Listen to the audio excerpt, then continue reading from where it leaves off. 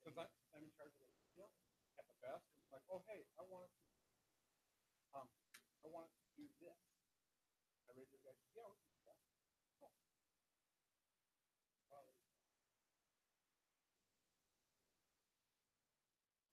That's literally what it is.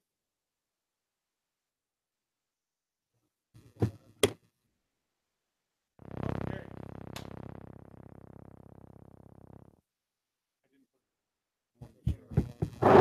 Sit down.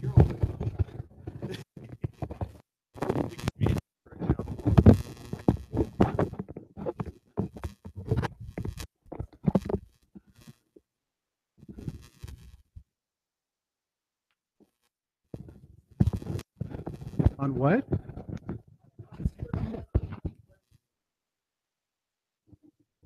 Oh, okay. I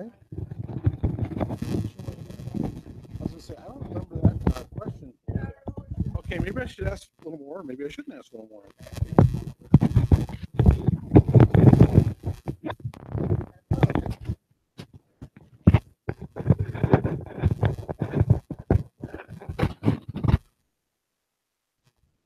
Okay, did it work?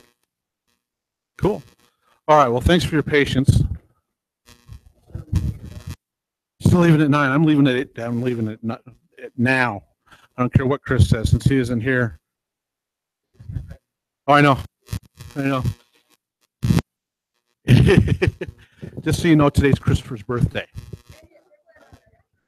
They're on their honeymoon. It's Christopher's birthday. They're in Grand Junction right now. So, all righty. So I've been kind of answering questions that I've been running around. Anything else from your study time that you would like to?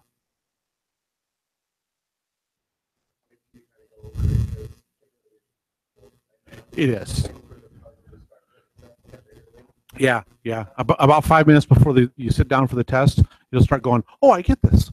So yeah.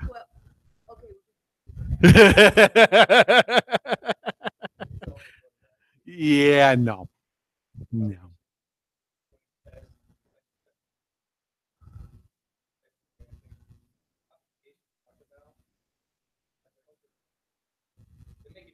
They really do.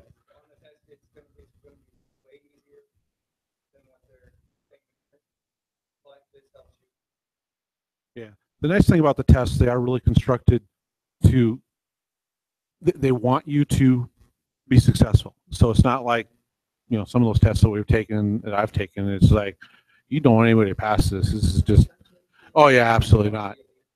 Yeah, yeah, there isn't that. Are they helpful?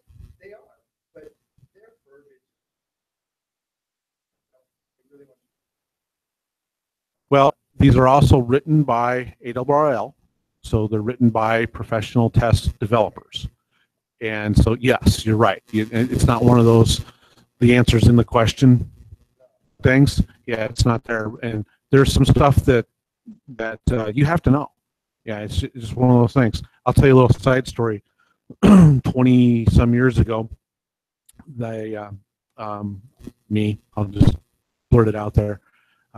Newly married, my wife was encouraging me to upgrade my ham license from the novice license that I had to the no code tech. I'm sorry, to the technician, because I had code. And I was studying and doing, being a good soldier, trying to get it through and stuff. And it was back when we had the little floppy disk computers, way back then. Yeah. So I had this really rudimentary program that helped me learn all these things and had the sample tests. And I'm missing it by just that much. I mean, every time, just missing it by 1 or 2 questions. And I'm a horrible test taker. I always have. It's just, I'm a C student. 6.0 is good to go. That's just the way it is. My wife looks at me. She says, "Oh, really? How hard can this be?" I'm like, "Oh, smart ass are you? Here, start up the test. You take the test. You pass it. I'll take you to dinner tonight. I bought her dinner that night. She can't find the power button on the radio and pass the test. I was so mad. I didn't talk about it for a long time. She's just one of those people that naturally takes tests well, and she can figure out, the answer. Now, there's some that it's, the frequency, is this frequency in the span? Is it? She doesn't even know about that. But she was successful enough to get a passing score on the test. And that was 15 years of me holding a grudge before I picked up a book after it. So don't be a me.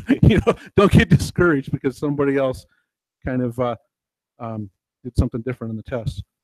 All right, now why isn't this work? There we go. All right. So if there isn't any other questions on what we covered last week, we'll dive into Chapter 3, Things to Do. This is really a fun chapter. This kind of gives you a little overview of what are some of the fun and interesting things that we can do, how can I help in emergencies, and how are emergency situations handled in the air. I just received a message on one of my publications, or one of the publications I subscribe to, that there's a amateur radio presence in the California wildfires right now, because there's areas that they've lost all their communication and phones and everything else. So ham radio is filling in the gap there. So this year we're really getting a workout in emergency procedures and emergency operations. So as a radio operator, I'm all excited about it, but as a radio operator, I'm sad because I'm not over there helping out with the radio. So anyway, he'll get to it. So what are some of the fun and interesting things to do? Nets, nets or networks. It's an on-air meeting of amateur operators for a common purpose. There's all kinds of nets that are out there. There are, excuse me, there's, hey Jarrett, over there is a break room. Can you find a cup with some water? I can tell I'm going to need that. It's been a long day already. I've been in meeting after meeting after meeting today, so bear with me in my voice. There's nets for all kinds of different interests, if you will. There's every, it's been a while since I've been on some of these nets. I think it's every Thursday night. There's a, it's a message handling net. I forget the actual name for it. But every Thursday night, these guys get on the net on a repeater, and it happens to be the Colorado Connection, and they set up their net or a network that goes statewide because it's on the Colorado Connection. And there's a thing called, oh, you are awesome. There's a thing called radiogram, and there was a handout in that papers that Chris gave you last week on a radiogram. And what these things are for, you can send a formal message through ham radio links and ham radio messaging. And this is kind of what they're doing down in Puerto Rico and probably out in California too, is using those radiograms, those handouts right there. So as a non-radio operator, you could go to a radio operator and say, I need to send a message to my relative in Puerto Rico.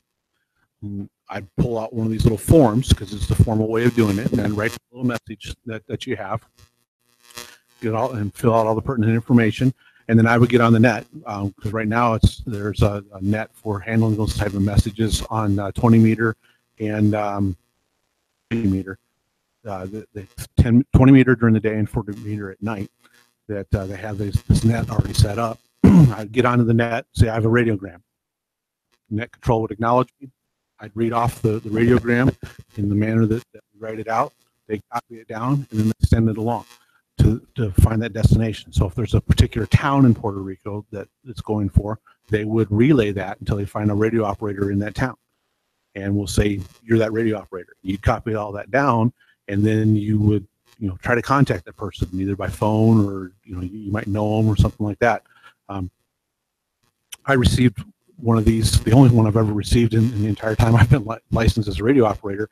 When I upgraded to general, I talked to a guy on another net, and it was on the HF side. I talked to him on a net, which is a national net, and he happened to be in California and sent a radiogram to me congratulating me on my upgrade from technician to general. Well, the guy who received the radiogram is a friend of mine who lives out in Callahan. He happens to be the cop out in Callahan. And every time I drive by, I'm always waving at him. I've known Steve for years. And as I'm driving by, he's like, "Come here." So I pull over. What's up? He hands me this radiogram. He says, "Yeah, I copied this last night on the net. You weren't on the air." Because usually I'll listen and you know, I check in and stuff like that. And he said, "Yeah, I called you a couple times, but you weren't on the air. But here's your radiogram." So it was the first radiogram that I ever got. It was kind of a neat thing. But those are different nets that they have. So we have formal nets and informal nets. We have tactical nets. If you're using like a bicycle race, one of the local clubs here in town does bicycle race, they'll use a tactical net. Yes, sir.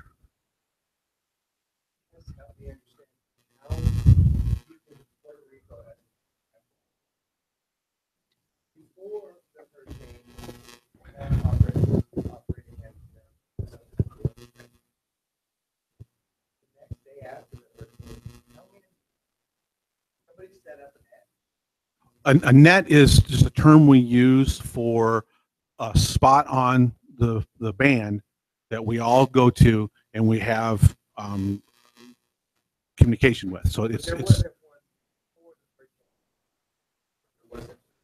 not a disaster net. This is a disaster net. So ARRL said 14.230250 is okay. Yeah, is the designated net frequency on 20 meter. So we stay away from it for this disaster. Now, for the disaster in California, they might say it's 14.300. You know, it's just ARRL picks a frequency and says, "Okay, guys, this is the frequency we're going to use." Right.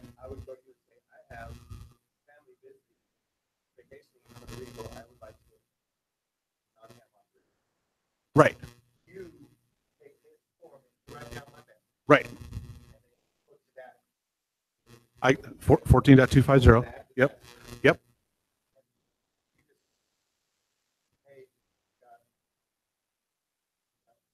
A radiogram.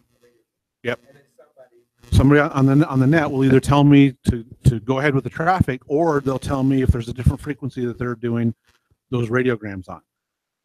Because the 14.250 is kind of a clearinghouse frequency, is where it started off with. Is we'll start here and we'll use whatever we need from there. Yeah, and it might be you're in Moontown, whatever. Well, they might have a red shelter there with an extra radio station. The 14.250. I'm like, I hear my voice. The net controller would have a list of where all these operators are, and he'll say, "Hey, we've got an operator in Moontown. He's at this frequency. And this is his call sign. So go to that frequency. I call that call sign. And talk to him. And say, I've got a radiogram for someone in your shelter." Right, and he writes that all down. Yep. Yep.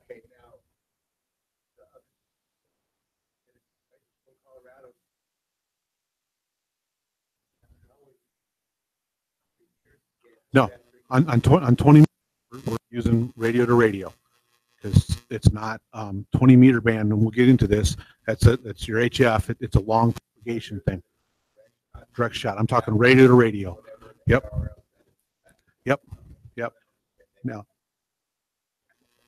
I'm going to go off on a little rabbit trail on this thing, but right now, because the band propagation is kind of weird, because the solar storm, the sunspots aren't optimum for radio transmissions. We have a lot of atmospheric interference. I might not be able to go from Colorado to Puerto Rico on a straight hop. I might have to go to Florida, and a radio operator in Florida would pick up my message and relay it down to Puerto Rico, or maybe Mexico, or maybe South America, and they could hop it over to Puerto Rico. We do a lot of that. There's a lot of radio relay that we do. Yeah, if you go to the website, it has the frequencies that's posted. What's on for the disaster frequencies. No. Yep. And they make.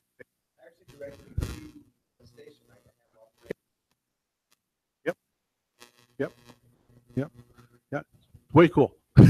Way cool. Like us. Yeah. No, you're fine.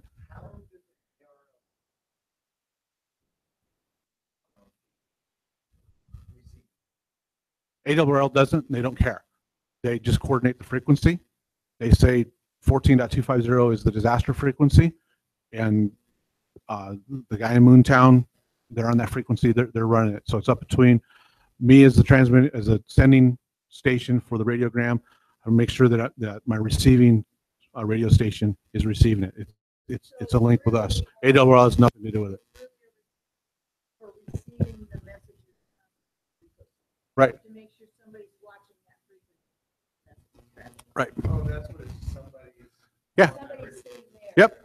Yep. They're just sitting there listening, and you might hear somebody call off. Right. Right.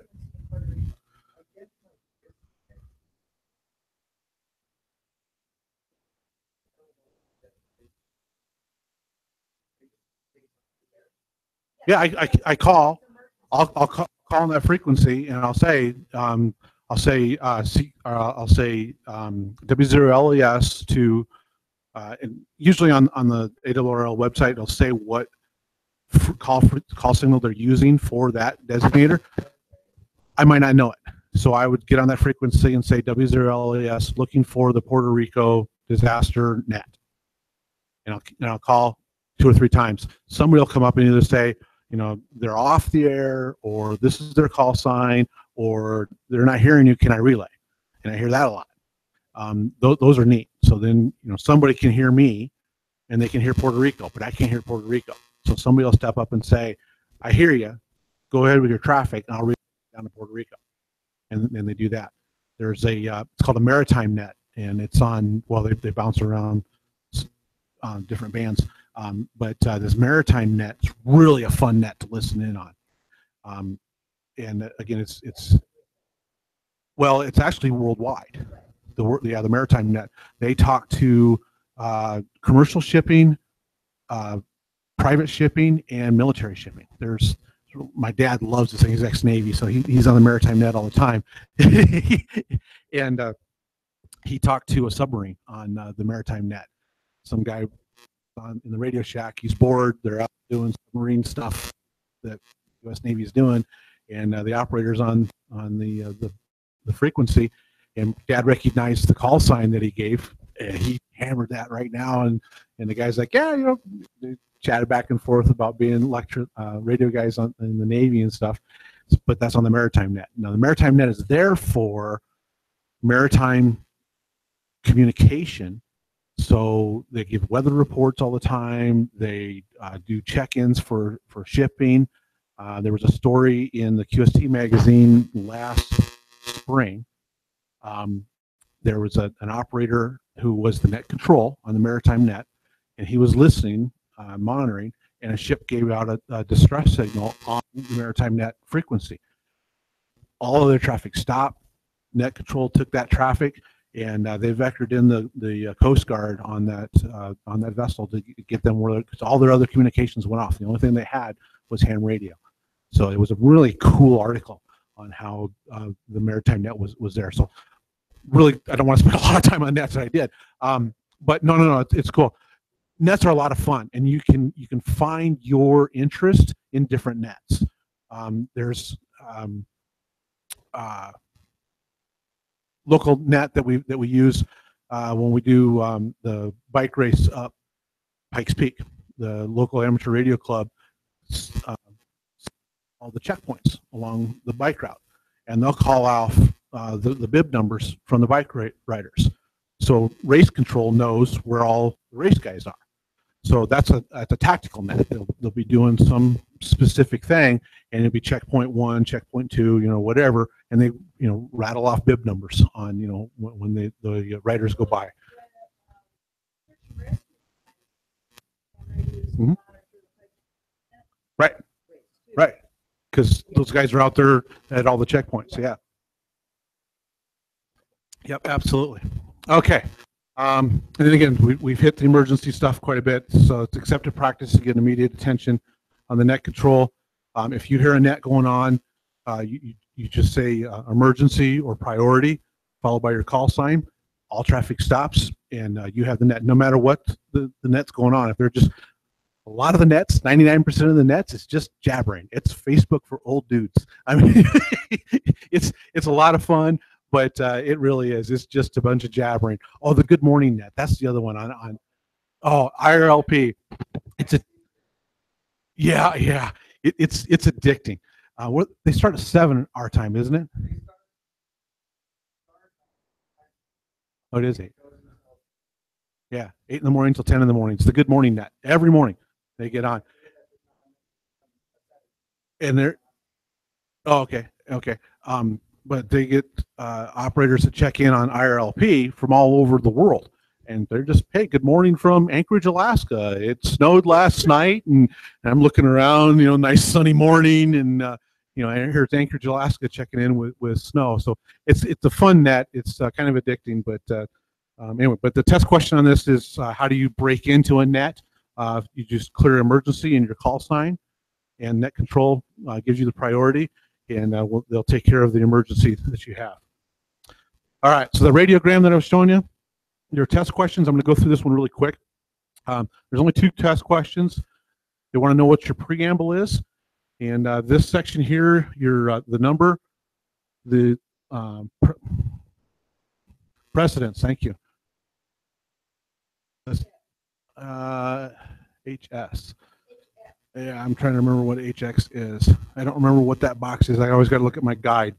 But that's this. Just remember your preamble. Those sections are. Do you remember what HX is? Helo X-ray. I can't remember either.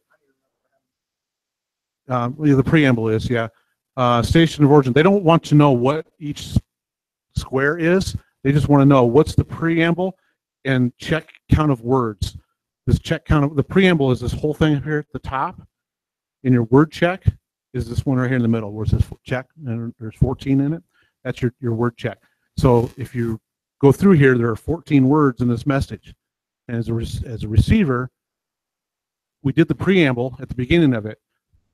I'm receiving your message, and I'm counting the words along. And if you said there's 5 words, and I'm at word 10, I did something wrong.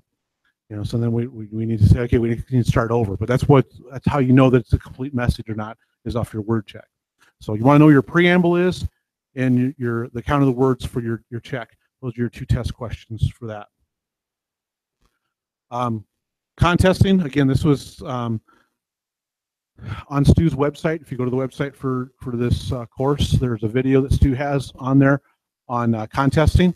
And Stu and his buddy climbed up to Mount Herman and did a 6-meter contest up on top of Mount Herman. They packed up this radio and one of those dry cell batteries and an antenna.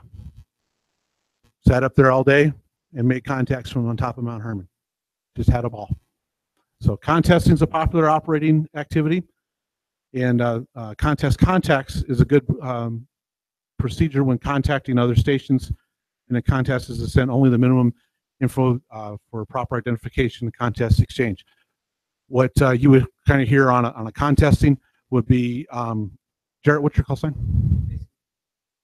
Huh? MRO. Okay. Maria. Oh, gotcha. All right. So he might call me if I'm doing a contest. I'll be like CQ, CQ, CQ. This is W0LES calling CQ. Any stations anywhere, CQ, W0LES. So KCMRO. This is W0LES, Regi 59 in Colorado. Go ahead. You're out of practice. Yes, I am. Yeah, he's out of practice, and I caught him cold too. Okay, so he give his call sign. 5-9 is my signal strength. 5 means very readable. 9 is a strong signal. So maybe you might have a strong signal, but it's really kind of low. So it might be a 3-9 because it's really low in volume. So there's a graph in one of the chapters, I don't remember where it is, that talks about that. Primarily, everyone's a 5-9. It's just one of those. We got really sloppy, and it's just kind of the way the hams have kind of done it. If I can hear you, you're a 5-9, and it's just the way it is. But check in with a 5-9 as my signal strength. Where are you? I'm in Colorado. Okay, cool. Maybe the call-in station is in Canada. I log that in my contest book, their call sign, where they're at, and it was a 5.9. That's all I need. Then I go to the next one. CQ, this is W0LES, calling CQ. CQ means hello, hello. That's how we're doing on a contest. Everybody okay with that? Or did I confuse you? I'm sorry? In their log, yes. It all depends on what the contest is. There's a contest, a very formal contest, where I would send in logs, Jared would send in his logs, WRL, on a computer program, and they'll actually sync them and make sure that the contacts are there, so we're not fabricating our logs, because, oh boy, you know, it's a big thing. Yeah.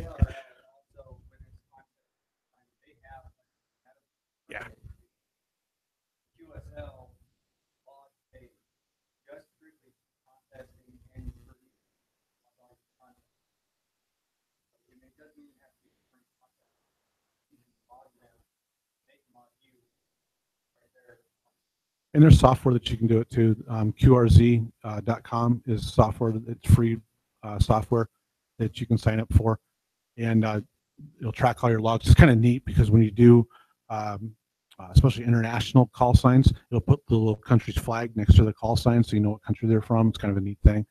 And then there's different contests that you can do. There's worked all states. There's worked all counties. There's worked 100 DX. I mean, there's all kinds of different contests that you can do. And when you turn in your logs to whoever's sponsoring that contest, they verify the logs, and you get a little certificate that you can hang on your ham shack and say that you accomplished something. So bragging rights is what they're for. So these are what we call grid locations. So the entire globe has been gridded out.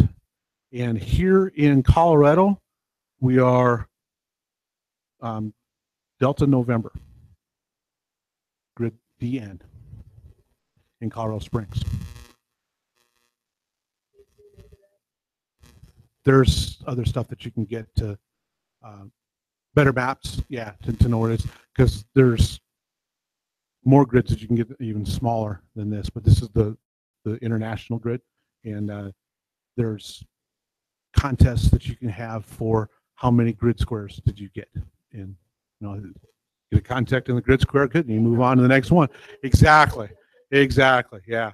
So there's all kinds of different things, but you want to know your grid locator, and you have your letter and your number off of that. Okay. Oh yeah, I do it all the time. The last time I went to DIA, waiting for Christopher to come in, I was giving him a ride home.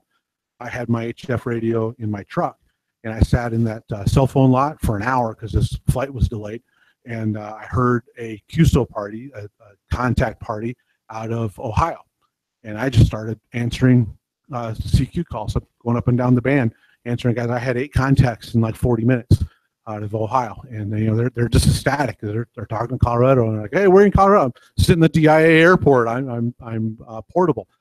They get extra points in the contest talking to a portable station, because my antenna is not your optimum, the big beam antenna that you see, in a house.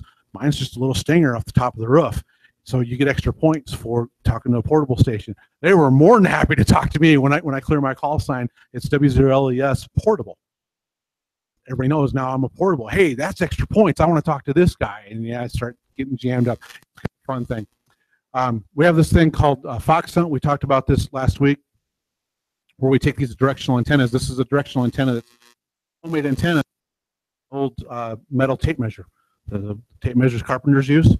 That's what these yellow things are. And those yellow things from the tape measure, that's actually the antenna.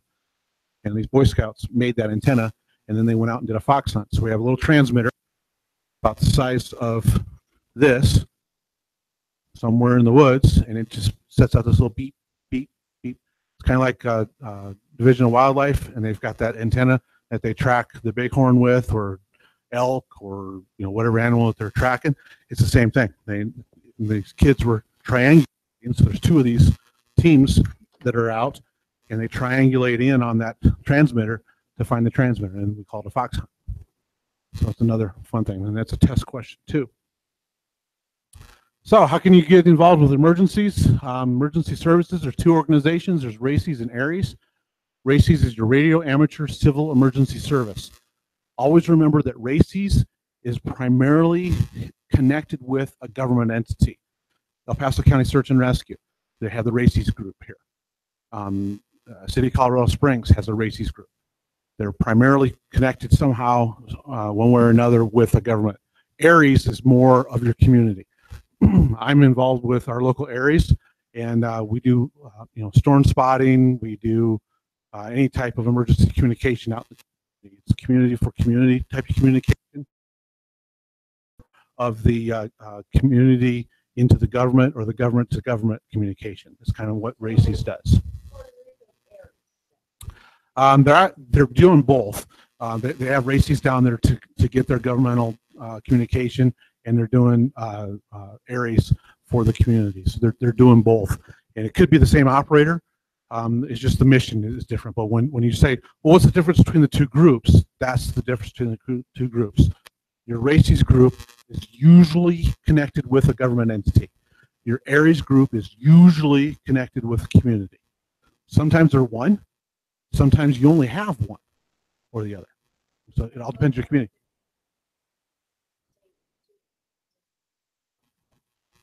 Different frequency. Yeah, different frequency. Yep. Yep. And the net controllers will deconflict themselves, because we're a self-policing group, and we do a lot of self deconfliction. Okay. All right. Emergencies are handled on the air. Special rule: amateur radio station control operator may operate outside the frequency privileges of their license class in situations involving the immediate safety of human life or the protection of property. When there is absolutely no other means of communication, and you happen to be hiking with me, and you don't have your license yet, and I fall down, bonker my head, I'm unconscious, and all you have is my ham radio, you can get on the ham radio and transmit for help, because it's the only means of communication you have, even though you don't have a license. If you are licensed and the only radio you have is a radio that is outside the band that you normally have privileges for, if there's no other means of communication, you can get on those bands and communicate out. Down in Puerto Rico, technically speaking, anybody down there in Puerto Rico who has access to a ham radio can get on the radio and call up, because there's no other means of communication. And there's nothing illegal about that. We sent licensed amateur radio operators down there because they know what they're doing, and they know how to use the equipment, they're trained and all that other stuff. So it just makes things easier. But the big thing here is, if there's no other means of communication, don't let your license privileges restrict you on getting a communication out. Does that make sense? Cool. All right, emergency net. Once you've checked into the emergency net traffic, remain on frequency. Do not transmit until asked to do so by the net control station. Check in, radio silence on your part unless you've got something really important to contribute, because it's an emergency net. We're not talking about, the TV show that we're trying to watch, or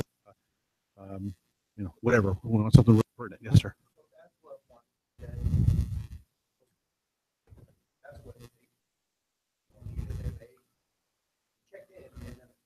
Right.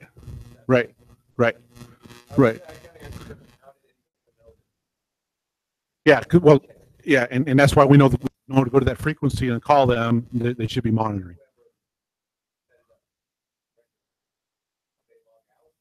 No, they don't. Well, yeah, they're supposed to, but really, once it's set up as a net, it doesn't. There's always somebody listening to the net, whether it's George, Fred, Sam, doesn't matter. There's somebody listening.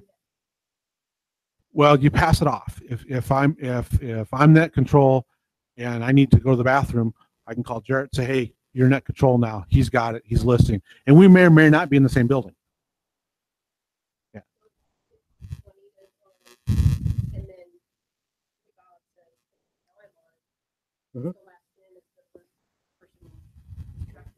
Yeah.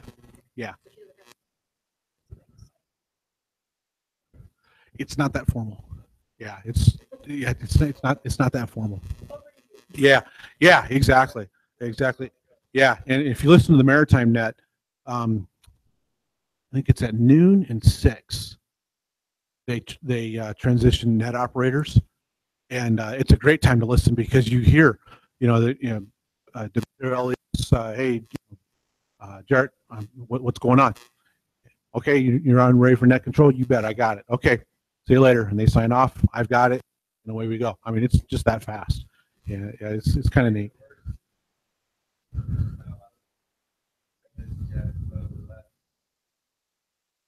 Yeah, you on an emergency, like doing our weather net here in Colorado Springs on 146.970.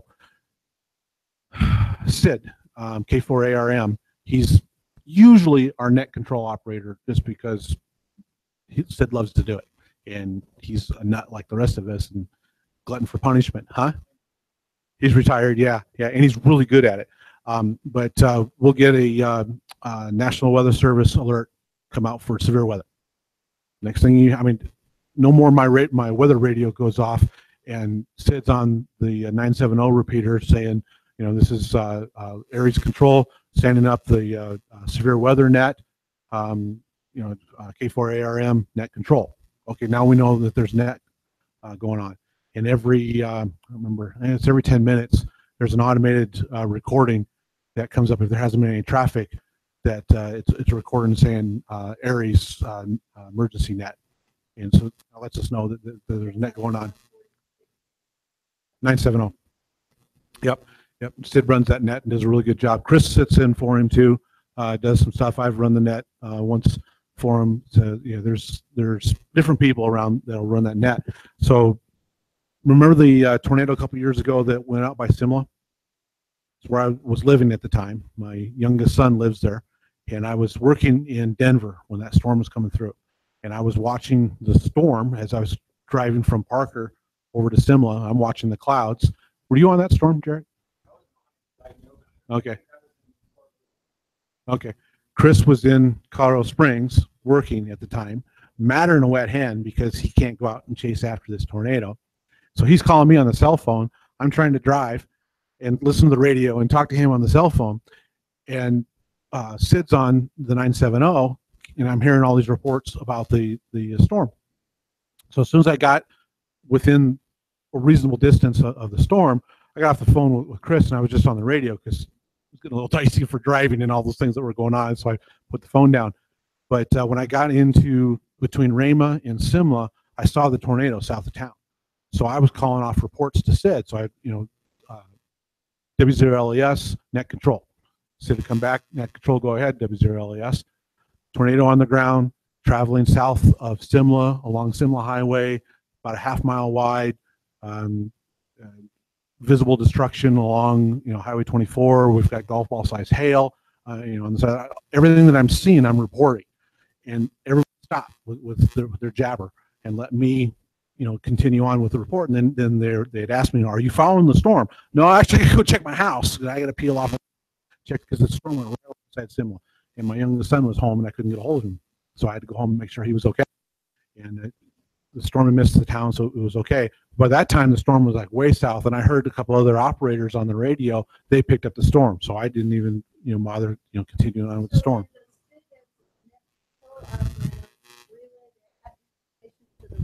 Yep, sure does. He's got them on speed dial 1.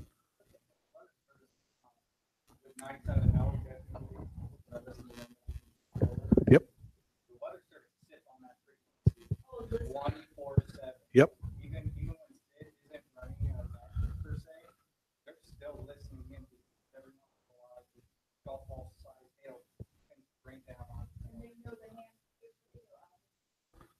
Yep. Well, they are ham. They have ham radio operators at the National Weather Service. Yeah. So they'll come up on the net because, like during that tornado, actually it wasn't that tornado. It was a different storm that Christopher chased out by Lyman. He called Sid. You were on. Yeah. He called Sid, and reported the hail that they were, because it was golf ball size hail for that one. And Chris was reporting that. It was on Highway 24 between Matheson and Lyman. And the National Weather Service went direct to Chris and asked if he was following the storm. And if he was, if he would keep feeding them reports. Because what they do with our visual reports is they look at their radar in real time. So they're like, okay, I got a guy here. He's saying this. Radar showing this. Yeah, it's in sync, and that's one of the things that they use for it. So it's a really good tool.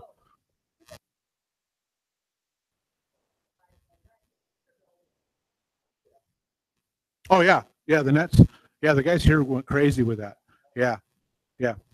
And the Weather Service loves it because we've got people scattered all throughout Colorado Springs, so they know where's the heavy pockets of hail, where's it's not so heavy. You know, they've got all that and they can coordinate it.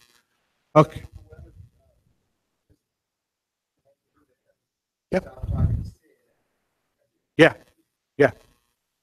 Yep. It's rare that the Weather Service will step in and do that because usually they just want to know the reports, and Sid kind of the filter of garbage and just gives them, you know, because we get a lot of guys. Hey, I got hail at my house. Okay, what kind of hail is it? It's hail. Well, okay, yeah, they're not trained weather spotters, you know. Say, yep, yep, and that happened a lot. Okay, so I'm going to try to pick up some time here. Yeah, no. So yeah, we have a lot of fun. I can't remember what island this guy was at, but he was down in the South Pacific and took his radio gear with him, set it up in an island, and made radio contacts from it. But he's a buddy of Stu's, and of course, tornadoes and fox hunting. They're all good stuff. I'm not going to go through these videos, but you can go onto the website and you can watch these videos. This is probably about a 10-minute video on the Mount Herman contesting that Sid and our Stu and his friend did this. Walter Cronkite was not only an avid sailor, but an amateur radio operator. So in his sailboat was an amateur radio, and he talks about amateur radio in his sailboat and how he used it during his travels. And this gentleman, they call him the goat hiker. So his goats pack are his radio and batteries and antenna. And he takes the goats and they go up the 14ers and he'll sit up on top of the 14ers and run radio and everything. He's the goat hiker. So it's kind of a fun video. But if you go to the website, you can see those videos, and that's kind of fun. Questions on chapter 3? A lot of cool stuff to do as you're hearing. There's a lot of little things that you pick up as you go. And I can't stress it enough. When you get your radio, whether you have a license or not, just listen. And if you get a radio before the class is done, there's always one of us here that can help you program the radio, give you a list of frequencies to get into, and just listen. And be amazed at what you hear. Yeah, Millennial is a place that you can buy locally. Millennial's over on Ford Street. Ford Street in Galley. You know the address? Yeah. Yeah, they're here in Colorado Springs. Local crack shop for ham radio operators is the Ham Radio Outlet up in Denver. It's on Iliff Street. They're also online. If you do a Google search for Ham Radio Outlet, it'll take you to their website. And yeah, it's kind of crack for radio operators.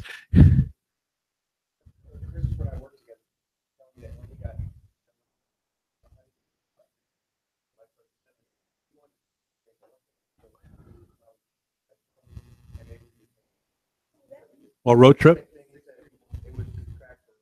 Oh, it is. Yeah. Yeah. The store isn't any bigger than this room. It's not. I mean, there's just not a big store, but there's a upload of stuff in a footprint this small. That's the thing. The Baofeng radio is really the best entry level. You can get, yeah. I can show you on a break. I can show you that. It's Amazon has it. Did you bring your Baofeng? Stolen.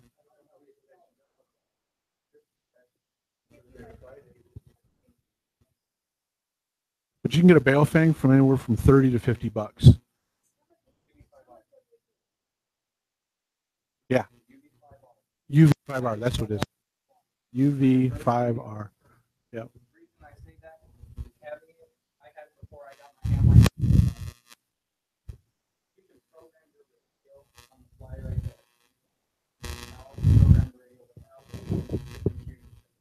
Yep.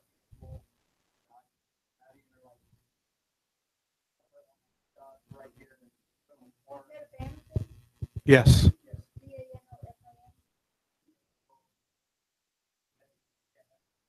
If you put that model number in Amazon, it's the only thing like it on Amazon. And it'll pop right up. Yeah, it depends on the sale. I mean, I've seen them as low as yeah. I never trust eBay anymore. I've gotten burned too many times, so I go to Amazon. At least I got a return process there. But it depends on the time of year. But Amazon has sales. I've seen them where they're selling 2 Baofangs for $30. You can't beat that. I mean, they're throwaway radios. Then it's just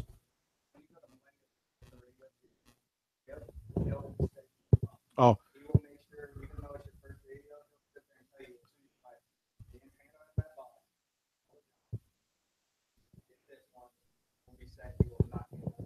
yep.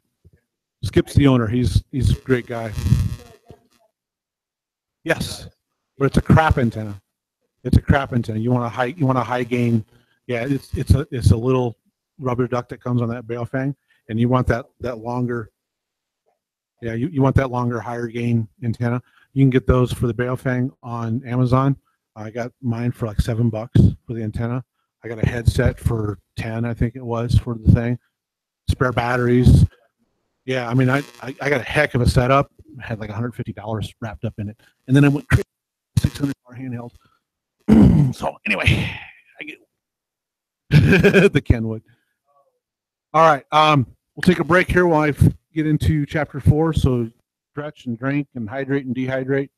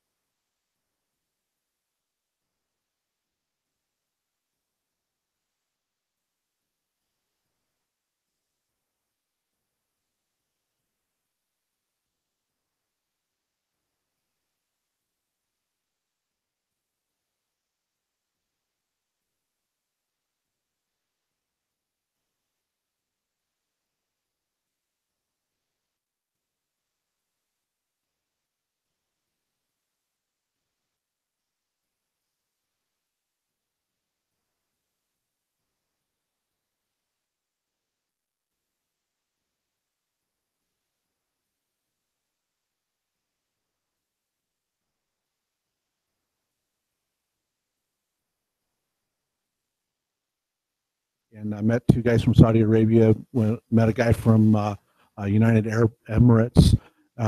They're talking about what does radio look like in their country, and all the different stuff that they do to get their license and stuff. They take it a lot more serious than we do here in the States. And yeah, they kind of look down their nose at us. We're kind of slackers compared to them. It's kind of like a European driver's license. It's serious business when you get a European driver's license. Here it's kind of like coming of age type of thing. It's the same thing with radio. So yeah, they take it very seriously there.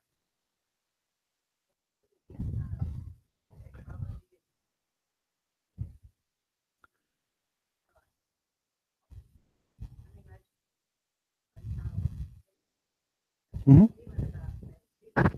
Mm-hmm.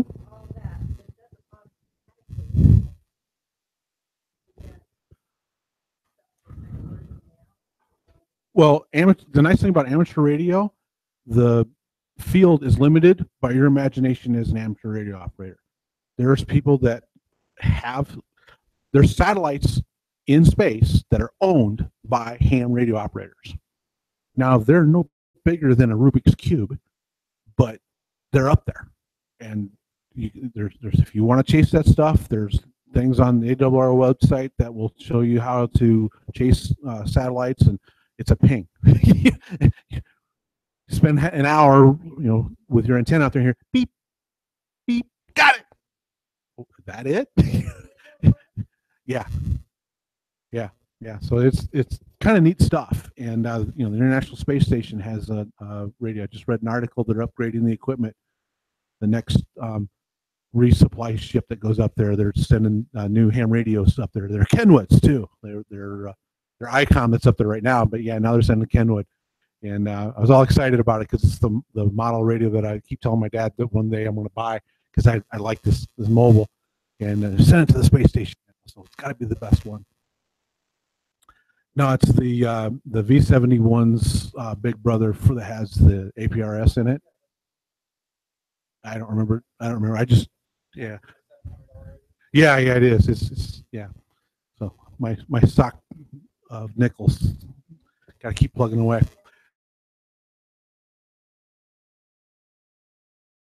Okay, with the radio. So we talked a lot about principle. We've talked a lot about operations.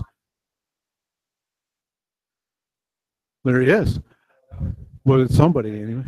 Yeah. So this is more into the science and the theory. I can go really fast with this and lose you. Don't let me do that. Okay. So if I start getting off into something, and you're like, circle talk, stop me and yeah, exactly. Yeah, the glazed over look is always a giveaway of like, what the hell is he doing? Okay. So what are EM waves? EM, of course, is electromagnetic waves. And radio waves, what's the wavelength and what is the frequency? How do I calculate the wavelength and frequency? This is the fun stuff. And what are the common math prefixes used with their frequency, and how do we convert it? Remember I said last week, metric system is used a lot. So we use a lot of those terminologies in this. The fun thing about ham radio, I think, is making antennas. I love to make antennas. I've only bought 2 or 3 antennas, unless I have to buy one for my mobile because it's going to have the special thing to go on the radio. But the ones for my radio at home, I make antennas. And I just make it out of, I've made it out of electric fence wire. Go down to Big R and buy, a roll of aluminum electric fence wire. Get 500 feet for like $5. I got a lot of antenna making material off of that. I'll go to yard sales and find the old TV antennas, those little TV aerials that were on our roofs. I find those and I buy them for 50 cents, take them apart. It's great material to make radio antennas with. And I'll show you how we're doing this here in this chapter. But I'm a scavenger. I like to experiment and I like to have fun. Like I said last week, my dad and I made his first 2-meter antenna out of scrap copper water pipe that he had in the garage. So J-pole, exactly. See, that's all I had to say, and he knew exactly what we were doing. Okay, so electromagnetic waves carry radio waves between transmitting and receiving stations. Remember, electromagnetic waves are different than radio waves. Electromagnetic waves is that energy that's going. Radio waves is the data that's on that. So EM waves that travel through free space are radio waves. So anything that is being transmitted is a radio wave. My cell phone, if you ever talked, I don't know if they do this anymore, but it used to be when you called the no help desk for the cell phone things, you know, I'd always say my phone doesn't do this, my phone doesn't do that, and they'd refer to it as a radio. They're correct and I'm incorrect. This is a radio. Some people don't quite understand that, but this is a radio that's always transmitting and always receiving. It transmits on one.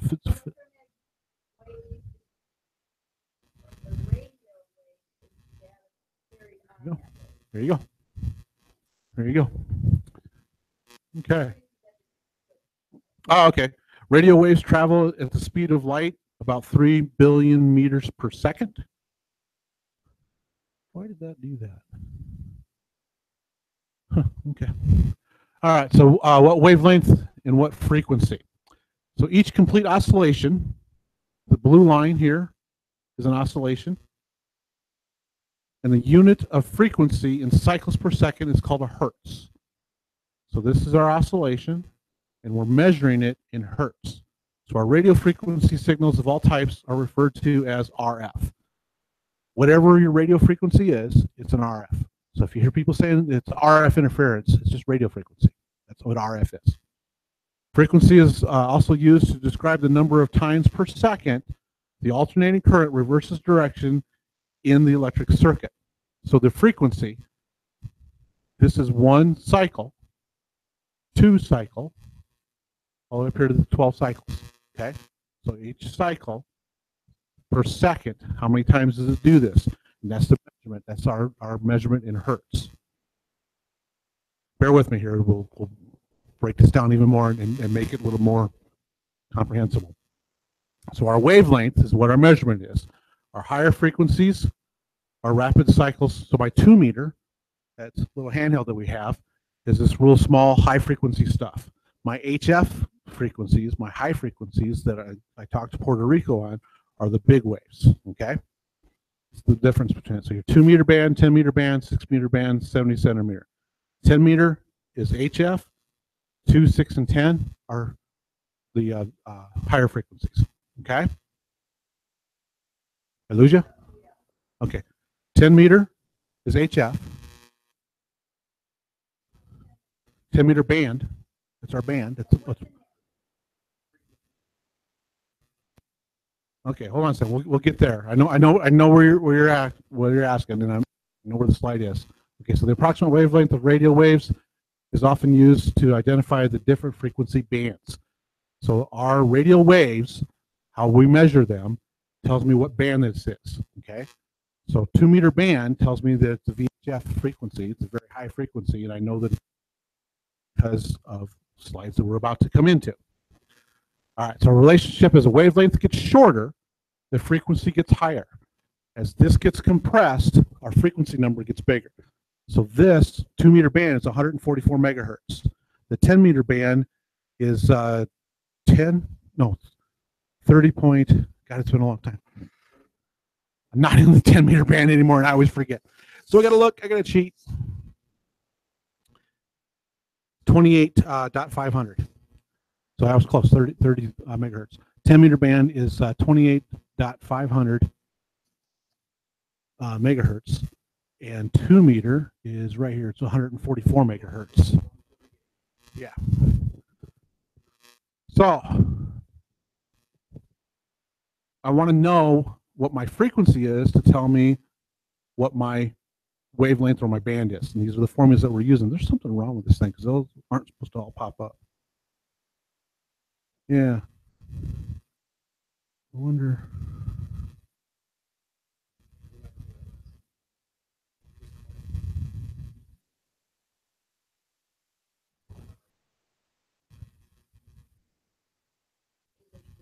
Yeah, no kidding. No, it's just doing that. All right, well, we're going to have to make do with what we have.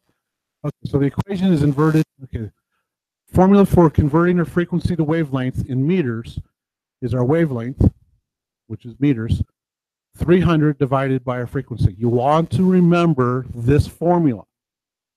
especially for taking tests and building antennas. 300 divided by your frequency in megahertz. Okay, so if I have 146.52 megahertz, which is a 2-meter frequency, that's one of these ones, the very high frequencies. I want to know what wavelength this is. So 300 divided by 146.52 gives me 2.045 meters. Tells me it's in the 2-meter band. So when I say I'm on a frequency of 146 megahertz, the 2-meter band. So that 10-meter band, if I take 300 divided by 28.500, what's the answer? Anybody got a calculator on their phone?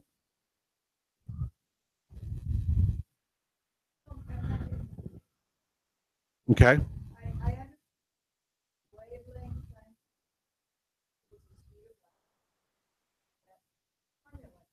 Okay.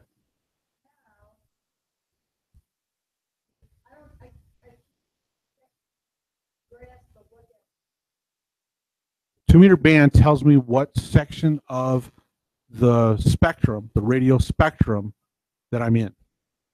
Where's that handout that you gave me? Oh no, this one here. Here is that big eye-killing, this thing. This is the entire radio spectrum. Yeah, and they sell off our rights to it also. So each little color block on that graph is a section or a band that you have privileges in. So the 2-meter band or section, we have privileges in from 144.1 to 148.0, which it looks huge in here, and in there it's the sliver.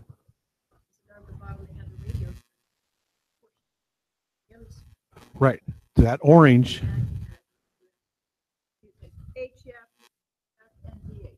Right.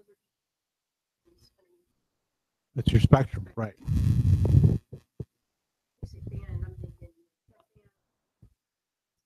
Oh, you're right. So yeah. Is the 2-meter, the 1.25,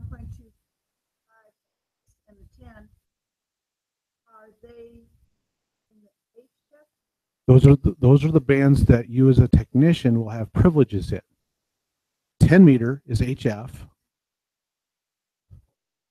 This is HF. This is U and VHF. UHF and VHF. This is all HF. I just told you. Yeah, if you, in that little. Right. The first time I saw that was a wall poster, and it was readable. Yeah. Yeah. No, 6 is VHF still. It's just into the VHF. Yeah. Just think of this. When we talk band, that's a section of the radio spectrum that we can play in. Okay? And when we because in that big radio spectrum, there's all these sections. So instead of calling it a section, they just call it a band. Is that helping? Oh my God, I got to get the magnifying glass out. Yeah, because like I said, the wall poster, it was even small. Well, all of that color is inside that orange. All of this lives inside. Yeah. We have little slivers in here. Over here to amateur, green. Okay, so if you can find, there's amateur.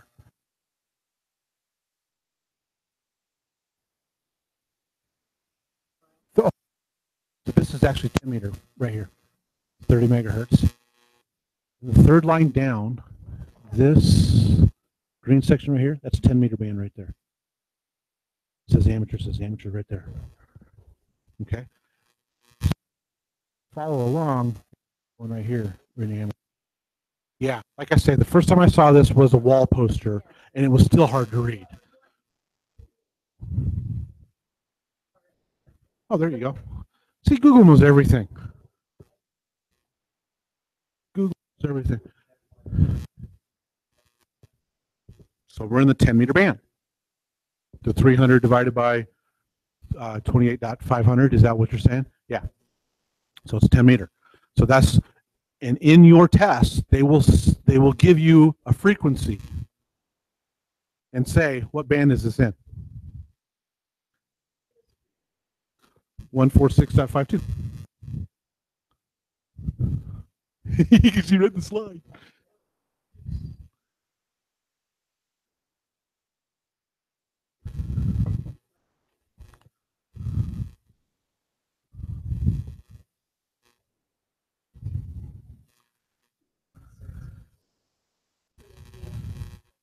Yeah. I'm sorry. Say it again. VHF, 2 meter. You should be 2 point something or other. Yeah. Right. Right. So for the test, what you need to know is when you get a 2.0475 meters, what band is that? 2 meter band. Okay. So if I'm on a frequency of 443.721 or 725, you can't have 721. 443.725, what band am I in?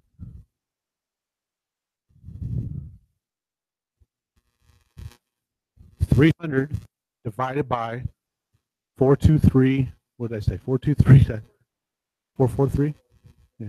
This is what happens when I make up frequencies. Yeah. I'm making up a frequency here.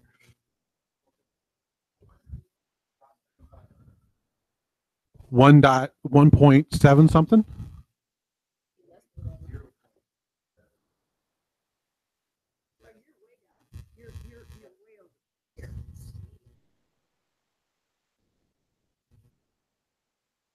Yeah.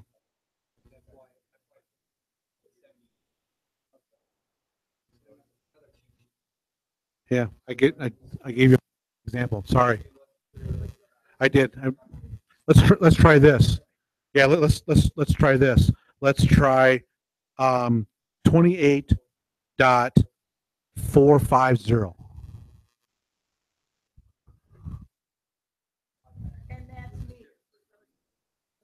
No, it's frequency in megahertz. 28.450 megahertz. What band is that in? Everybody agree with that? Okay. So this is why you need to know this formula. You need to know to find your band, it's 300 divided by your frequency in megahertz.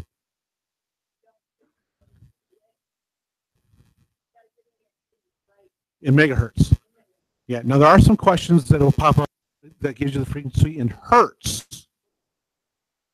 And then you need to convert it to megahertz in order to make this equation work. Okay, and we'll get into that here in a little bit. Really the cornerstone. So remember this formula of 300. Remember this formula of 300 divided by your frequency in megahertz gives you your band. Because I guarantee you will have questions like that on the test. Okay? I guarantee you'll have questions like that on the test. 300 divided by your frequency in megahertz gives you band. No, which is the same as the section of radio frequency that you're in. What band are you on?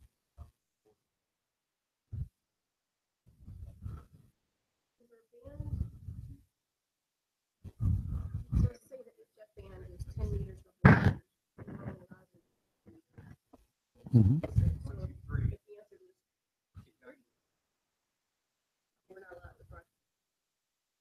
Correct. Right, and that'll be a different type of question. Right, because you have the 10 meter band, which you have, there's T. So this little piece is yellow. As a technician, you have privileges in.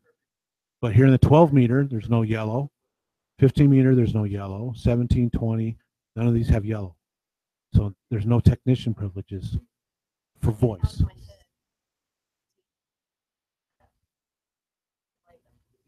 Right, right. HF is just high frequency.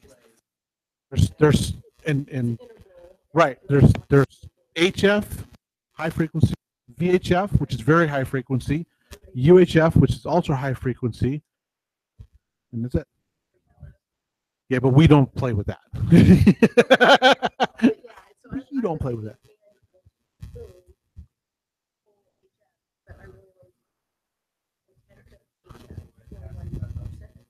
Right, right, right, right. Okay, we carrying on good here? We are Okay, clear. clear as mud?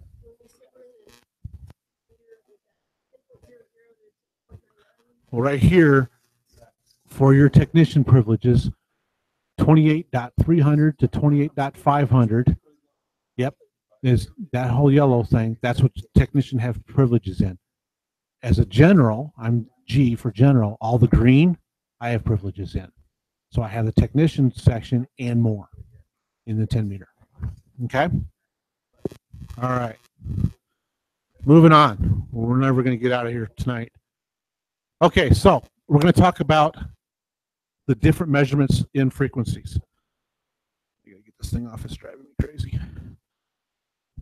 So now comes 4 days of metric system. Our base frequency, our base measurement is hertz. Kilo meaning 1,000. Mega meaning class participation. 1,000,000. Gigahertz meaning 1,000,000,000. Okay, so hertz, kilo, mega, giga. Slight to hefty. Hertz again is our base. Biggest that we're measuring is gigahertz. Okay, so from hefty to slight. So here we can take hefty to slight one step. We can change our kilohertz to hertz. So 1,500 kilohertz is 1.5 million hertz. 1,500,000 hertz. Okay. 3,500 kilohertz is 3.5 megahertz. All we're doing is moving our decimal. Remember how we do that in our metric system, moving our decimal. 28,000 kilohertz, 2.8 or 28.4 megahertz. Okay?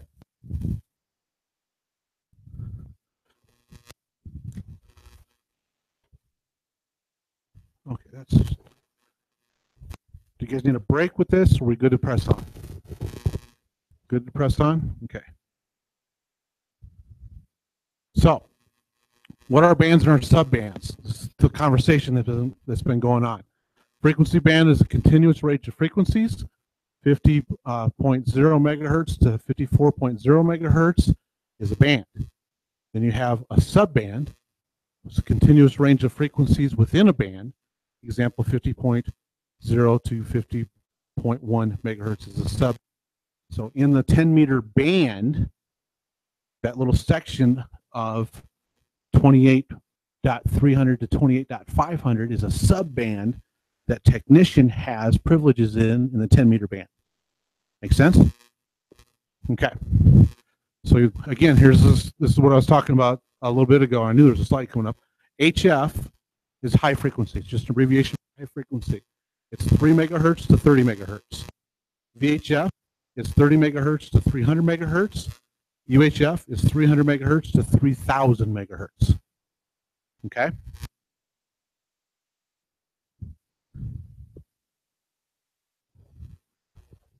This is an example of the band plan that we gave you that's more in color graph. Personally, I hate this one. It's very complicated. It's very hard to understand. Yeah, I don't like it. I like the one that we give as handouts better. It just makes more sense to me. So technicians in VHF have 6 meter, 2 meter, and 1.25 meter privileges. Yes, I have 70 centimeter, 33 and 23 centimeter, but We don't use these too much around here. And then there's little sections of HF. Some of these sections in HF, you have privileges as a technician, but it's Morse code only. So if you want to learn code, knock yourself out. As a technician, you can get up into the HF frequencies and bang out code in the 20 meter and 17 meter. You have privileges as a technician, but it's code only. So if you want to do that, you can do that.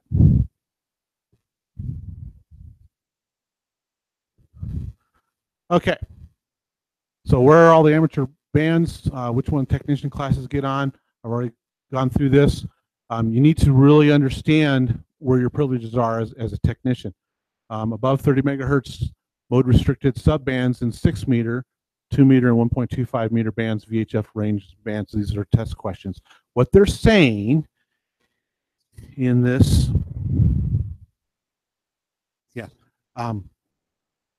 in your 2 meter band, where this green line is, you have privileges as for voice as technician. Where this little squiggly line is right at the beginning, you can actually do Morse code on 2 meter. There's a lot of people that don't remember or don't know that you can do Morse code on 2 meters. So there's a little section on that. And we reserve that section for Morse code. You can do it on 6 also, yes. And it's bad form to use voice in that section. It's rude. A law against it. The brown shirts aren't going to come and take your radio away, but somebody's going to yell at you for, yeah, you might get a blanket party. Yeah, but it is rude. So SSB, we talked about this beginning of class. What's SSB? Single sideband. Phone means what in radio lingo? Voice. So single sideband voice mode is allowed in at least some portion of all bands above 50 megahertz. 50 megahertz. All the way up, there's phone in single sideband in sections in here. So you know what your sideband is, or what that little sub section of your band is. There's little pockets that they only want certain transmissions in. 2 meter has a sideband where you're, instead of doing the FM voice, where you're using the whole spectrum, we're only using half, we're using a single sideband, and it's for long distance with 2 meter. A lot of guys don't use that around here. I don't know why, it just hasn't caught on. Back east, they use it a lot. It's just a different mode and a different way of doing radio, but we don't find it a lot here. CW only, mode restricted subbands. And these are the frequencies for that. And again, it's bad form to be in that section and using voice, just like it's bad form to be in the voice section using CW. Guys will call you out really quick. You're in the wrong portion of the band and you're pounding away on CW. They get a little territorial, if you will. Unique data only mode. You can send data packets. We were talking about packet radio earlier, where I can hook up my computer to my radio through a little interface box, and I can send a text message or an email from my computer through my amateur radio to Jarrett's amateur radio through that little magic box into his computer, and we can send email messages back and forth, or files. We can even send files. And like the race guys that I was talking about, when the amateur radio guys are doing race, some of the things that they're doing now is they'll have the spreadsheet for their runners, and instead of calling out the bib numbers, they just transmit the spreadsheet, that Excel spreadsheet, that file, across amateur radio down to wherever it is that they're going, and that receiving station will pick it up and open up that Excel file, and they have the same file that they had from on top of the mountain. So, and they're doing that all through amateur radio, radio to radio, connected with the computer. It's fun stuff, a lot of fun stuff. Yeah. Okay, so breaking this down a little bit. Which band is frequency of 223.50 megahertz? Here's our magic number 300 again, divided by our frequency in megahertz equals 1.34 meters. It's the 1.25 meter band. Okay, so look at your band chart, find the 1.25 meter band. 1.25 meter band is right here. Everybody find that on your band chart? 1.25 meter. You agree that that's 223.5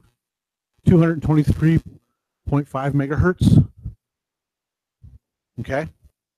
So now we've worked that equation forward and backwards. We've worked it through the math and we've looked at the chart and we've confirmed it. So what frequency is in the 6 meter band? These are all supposed to be pop-ups. These are questions. Something wrong with his presentation. These are supposed to be, one click at a time type of thing. So my 6 meter band is 52.25 megahertz. How did I get that conclusion?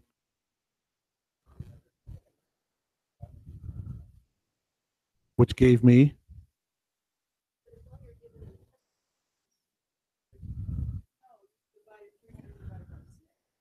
no. You will get this question, but it won't be highlighted because this is the answer.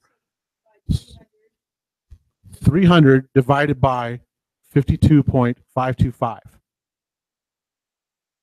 Get your calculator out. You are allowed to have calculators on the test, but not your phones. It has to be one of those just calculator with no memory in it. The cheap dollar store calculators are really good. 5.7, round that up, 6 meter. Okay, so 300 divided by 52.5 is 5.7, rounded to the nearest whole, 6 meter.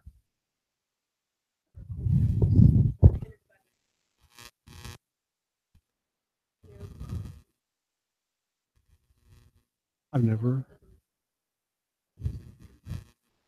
Yeah, but that puts you real close to this 49. Yeah.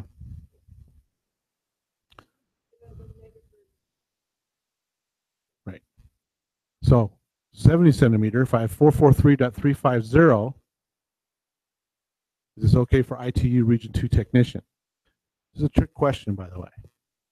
I don't care about this. I want to know, is this a 70 centimeter frequency? Well, I happen to know, because I've memorized my band plan, that 70 centimeter is 440 megahertz. I know that. There's only one answer on this, 443. But if I'm doing this with the math, 300 divided by 443 puts me in the 70 centimeter band. Okay? More than one way to skin a cat. 23 centimeter frequency again. You have 1,296 megahertz. 300 divided by that will put you in the 23 centimeter band. We okay? Tracking? Okay, we'll move on. So then my band plan chart that you guys all have copies of. You need to know where your privileges are. The chart depicts the FCC established band privileges. Again, that T signifies technician. You're going to have when you pass the test. So you need to know where you fall in that. What privileges do you have? U.S. Amateur Service Secondary in some portions of the 70 centimeter band. This means that amateurs may find non-amateur stations in bands and must avoid interfering with them. 70 centimeter or the 440 megahertz. Toss me our radio, please. Mine. This is my radio from work. It's 440 megahertz. It's in the 70 centimeter band. It's business band. I also have the amateur bands programmed into this radio because it's a little computer. It's a lot of fun. I have the privileges to do that because I'm a licensed amateur, so I can change my band in here and I can go on the ham band. The rest of the guys that have these radios, the other 100 radios that I have of these, they can't do that. Mine's the only one that does that. But it's in the 70 centimeter. So we have business band in 70 centimeter band. So you got to know what portion of the 70 centimeter band amateur radio has privileges in, because there's business band in that too. Does that make sense? Same thing with VHF. There's public service in the VHF, the 144 megahertz section. Amateur radio has a subset of that band. We don't have all the 144 megahertz. Okay, 2 meter band. All right. Band plan. This is from the ARRL. This is recommended by the ARRL. So they say from 144, this is for knowledge, not testing purposes. 144.00 to 144.05 is CW. It's reserved for that. Again, it's bad form to have voice down here, and it's bad form to have CW up here. 144.60 to 90 is usually your repeater inputs. 145.10 to 145.50 is usually your repeater outputs. Why is that? Remember that plus or minus 600? That's that split. So if you do the math, these are 600.600 apart. Okay? So that's the plan that we have. Repeater inputs, FM simplex, more repeater inputs, FM simplex. So again, the brown color indicates common repeater and simplex subbands within the band plan. This is a voluntary band. It's allocated for the FCC allocated 2 meter band conforming to the 2 meter band regulation. These are suggestions. You'll find stuff that's dead on to this, and you'll find stuff that's just kind of a little bit off. But they're trying to coordinate the band as much as they can. But again, it's voluntary. We do self-police. All right. Band privileges in a nutshell. Read your band plan. Really understand what that is. Remember that formula, 300 divided by your frequency in megahertz. You will have that again. Megahertz, yeah. Because your answer of the 300 divided by your frequency in megahertz gives you in meters. Okay? That's okay. Yeah.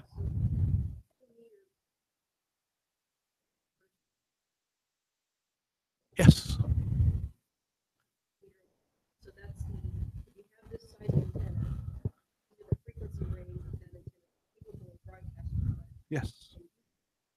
Dial in. That's what I was trying to ask. Well, there you go. She gets a cookie.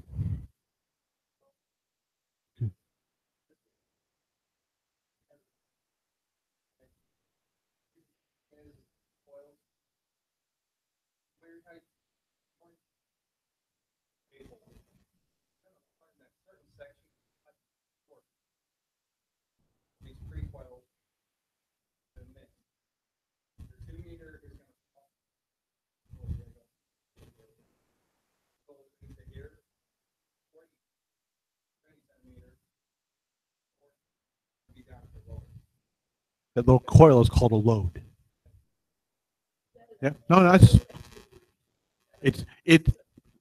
Electronically, it's 2 meters because of that coil. Hold that up.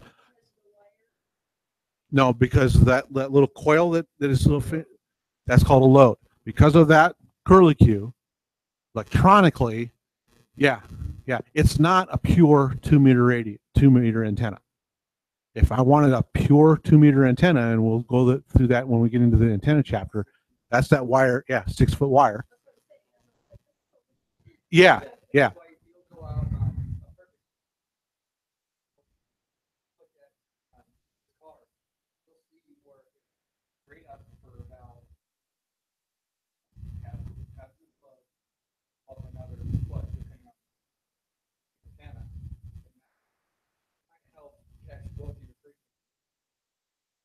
Well, that load in the middle fools the radio in believing that it's a full length antenna. The thing that you lose is distance. When you have a short antenna like that, right? When you have a short antenna like that with a load, you don't have as good a performance as a real 6 foot 2 meter antenna does. Okay. There's always trade-offs in radio. Okay. You guys ready for a break? Yes. Matter of fact, AWRL publishes it, and in all of our publications and everything, there's always new stuff of, hey, yeah, well, it already came out. Yeah, and usually we lose ground because the commercial wants our little. If you look at that big ass chart and that little tiny sliver of 10 meter, oh, that's precious. I mean, that's gold land right there. And the FCC would love to sell that off. ARRL lobbies to make sure that doesn't happen. It would. It would. And the commercial side of it is that's a bygone era. We don't use that crap. We can use it for commercial. Today was the first. Exactly. And ARRL has been fighting this fight forever. They're the NRA for radio. So I encourage you to subscribe to the ARRL and help fight the fight. But when you look at the band plan here, you're thinking, wow, we have a lot. And then you look at the big radio spectrum, you ain't got squat. There ain't much there.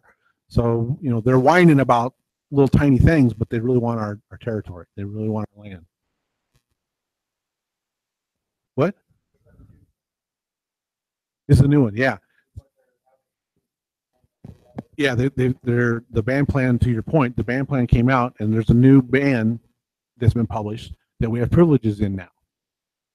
It's so new, I don't know too many radios that can get into the frequencies. Yeah, it's new. It's new. So there's some high-end radios that have it. There's very few. None of the radios I own can get into the new bands. So I hear everybody, we got new bands. Oh, bite me! I'm not buying more radios. I like my wife. I don't want her to leave me. I'm buying more freaking radios. But to your point, it does change. Not very often. Usually we lose ground, but this year we gained some ground. I don't know if they're trading off. I always worry about, so like, okay, was this a horse trade? Did we do the Broadmoor land swap here? I'm not really liking this one. We take a 5-minute break here too, by the way.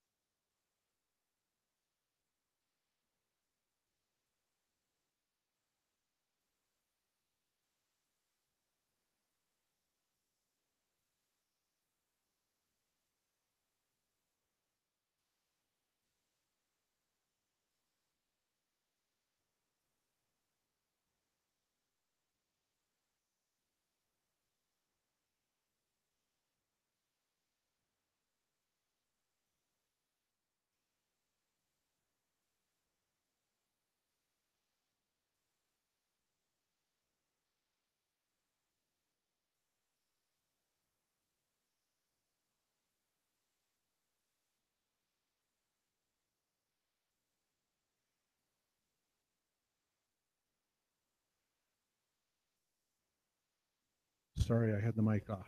Okay. All right. All you missed was me stuttering, so it works. Okay.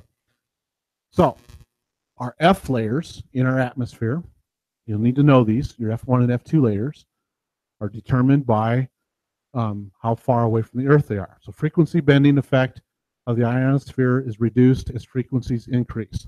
The higher the frequencies, bless you, the higher frequencies like VHF do not bend in the atmosphere. They go through the atmosphere.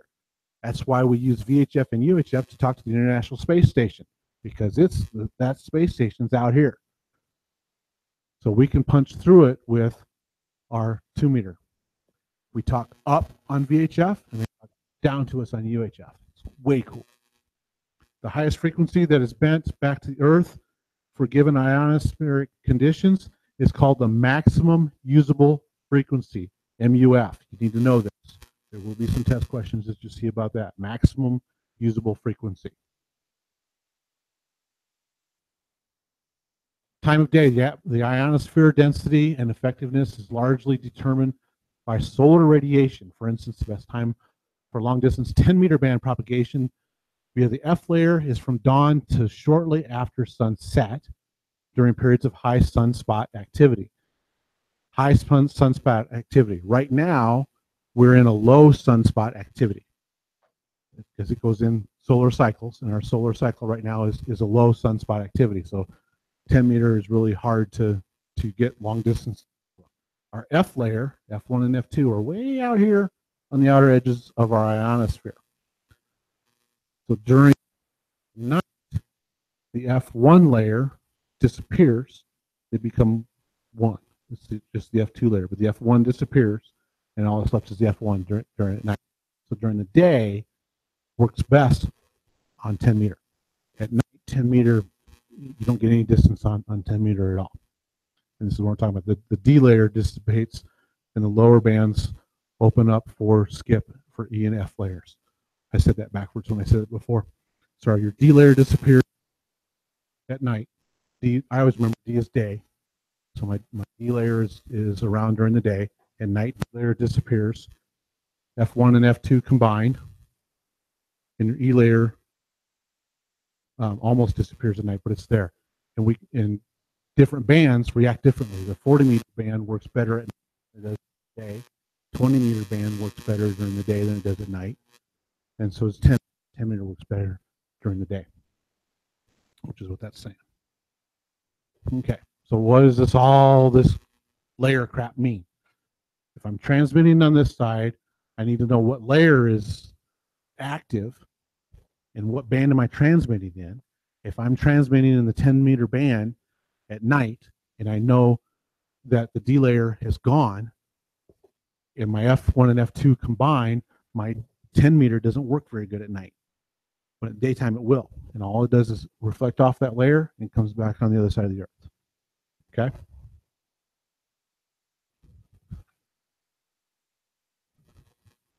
So sunspots issue lots of ultraviolet or UV radiation compared to other regions on the surface of the sun.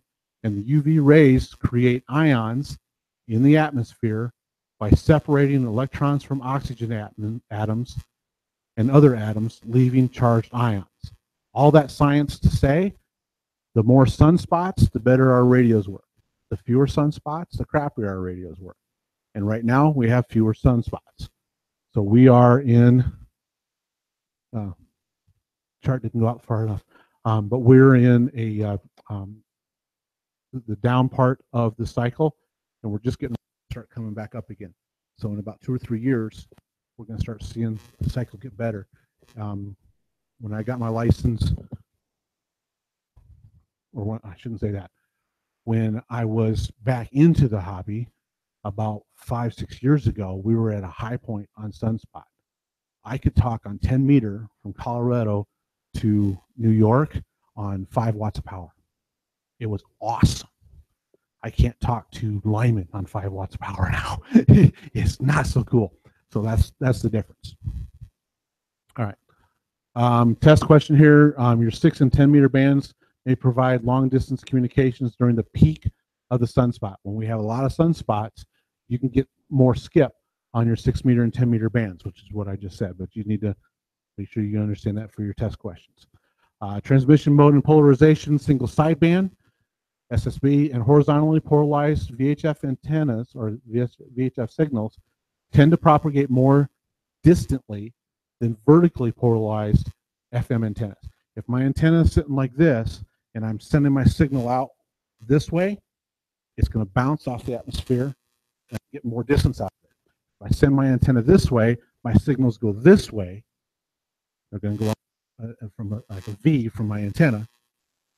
They don't go long distance. They can go wide, but they don't go long distance. Does that make sense?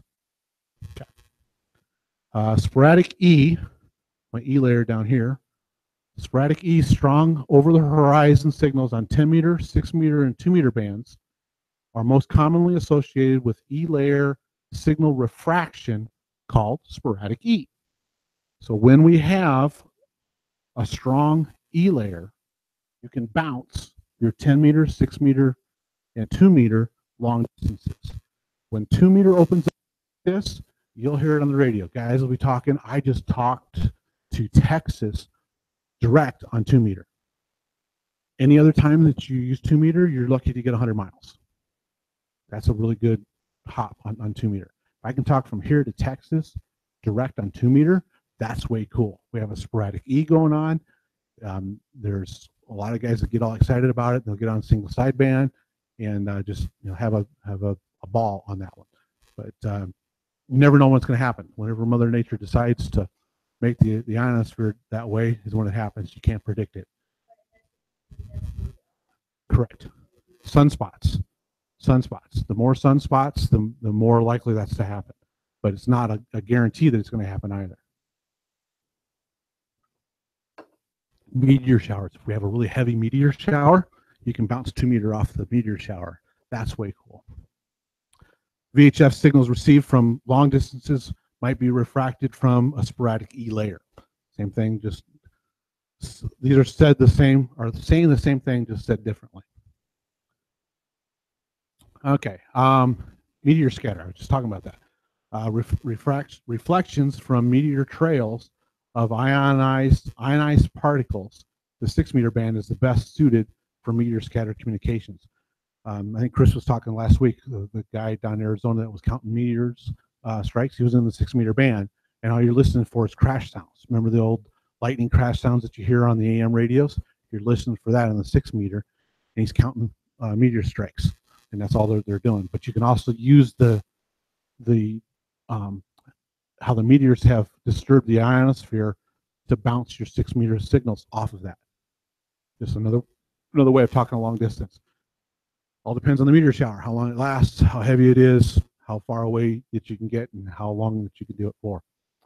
So tropospheric ducting caused by a temperature inversion. A duct may propagate VHF signals hundreds of miles. A friend of mine was in Michigan, talked to South Texas, actually Corpus Christi, Texas, through a VHF duct that he just stumbled across. He was out with his handheld Yagi antenna, and he was horizontally polarized, trying to get some distance contacts on his VHF, and just stumbled into this tropospheric duct because of the way it was during the summer.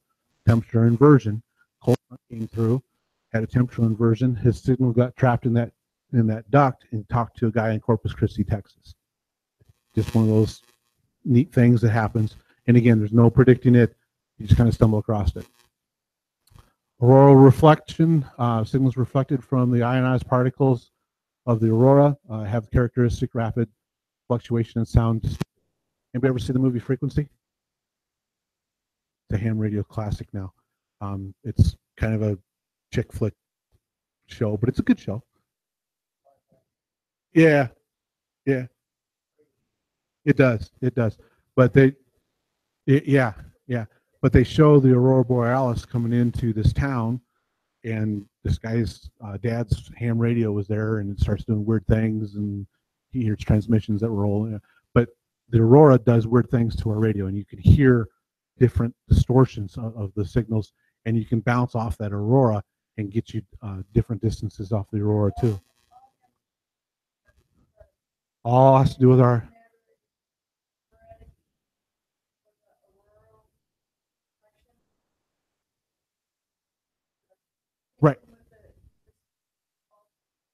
Right. It's just what's charging them, what's doing it. It's either the aurora's doing it, you got a duct that's doing it, you've got a meteor shower that's doing it, but it's all those charged particles. Sunspots that are sending out UV, they're charging the particles. Yes, you radio. Yep. Yep. All right. So UHF frequencies are usually not reflected by the ionosphere. They're rarely heard from stations outside your local coverage. You get into the UHF and up into the microwave stuff, that is line of sight, and you're lucky for that. There's no bouncing it. There's no getting around it. It's just line of sight. So knife edge diffraction can cause radio signals to be heard despite obstructions between the transmitting and receiving stations. As you're walking towards an obstruction, you might be out far enough where your radio waves are going over that obstruction to your target. And as you're getting closer to that obstruction, all of a sudden, you lose them.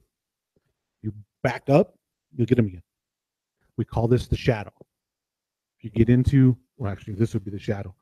If he gets too close, you can't get those radio frequencies anymore or those radio signals anymore. He's in the shadow of whatever the obstruction is, and you just got to back up and get back into that thing. But you're in the shadow.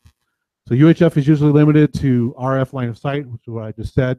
That's slightly greater than visual line of sight due to atmospheric and terrain effects.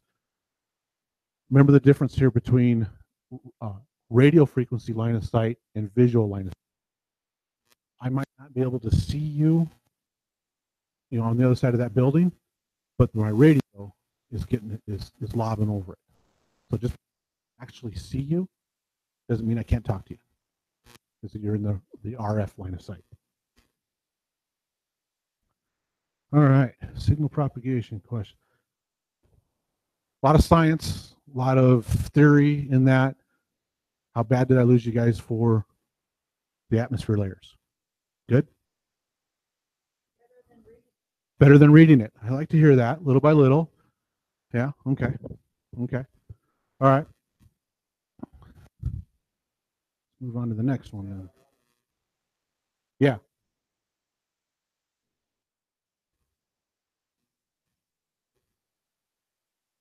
Yes, it is. All right. How radio works. Transmitting, receiving, bandwidth. It doesn't go in the ionosphere at all.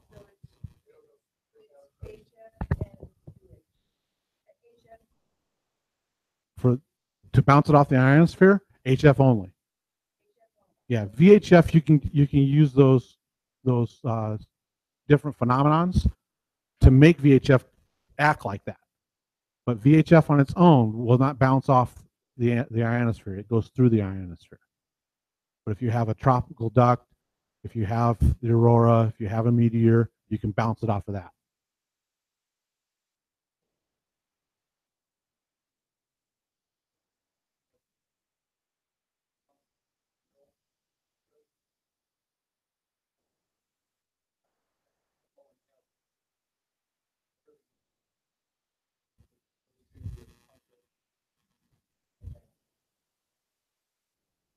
Knife through hot butter, yeah.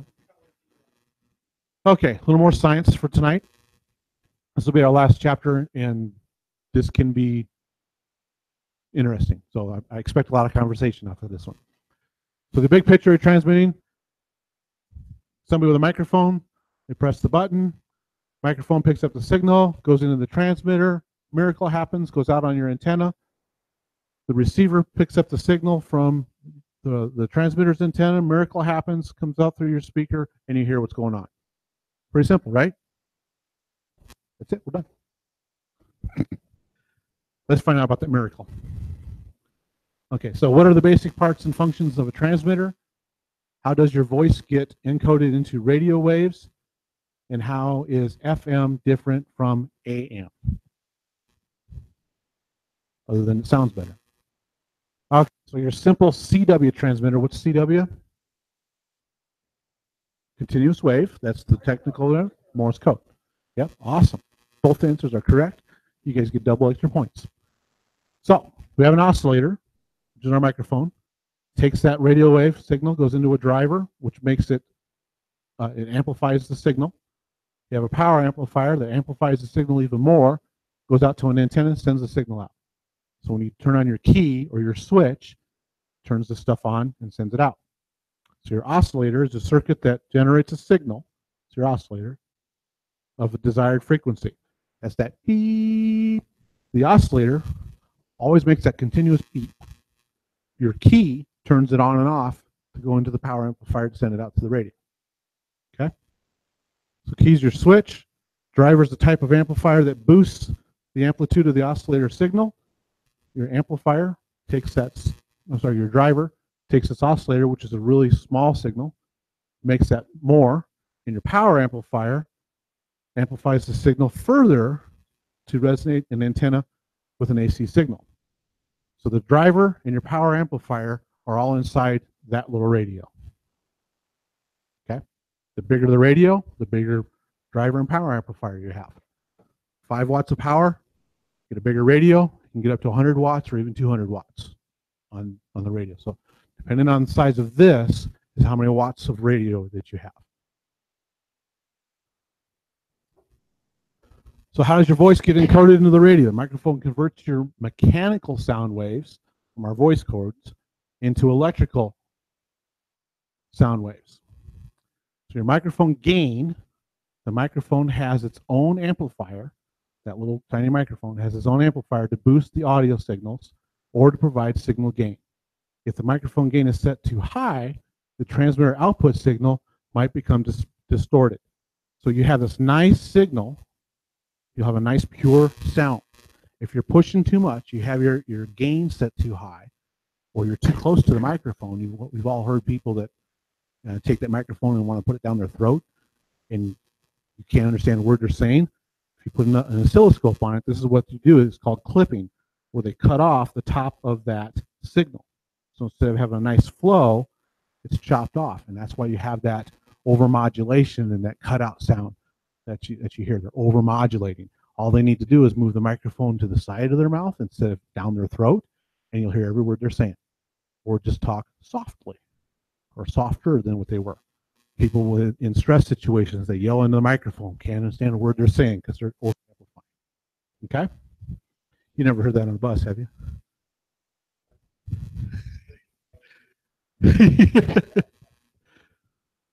Okay, so how does your voice get encoded into the radio? Your voice is represented by the band at about 3,000 hertz of audio frequencies converted from analogs, mechanical sound waves by the microphone. So your microphone's taking our sound from our voice box, turning it into electromagnetic waves, we're putting it into the signal, sends it out to the radio.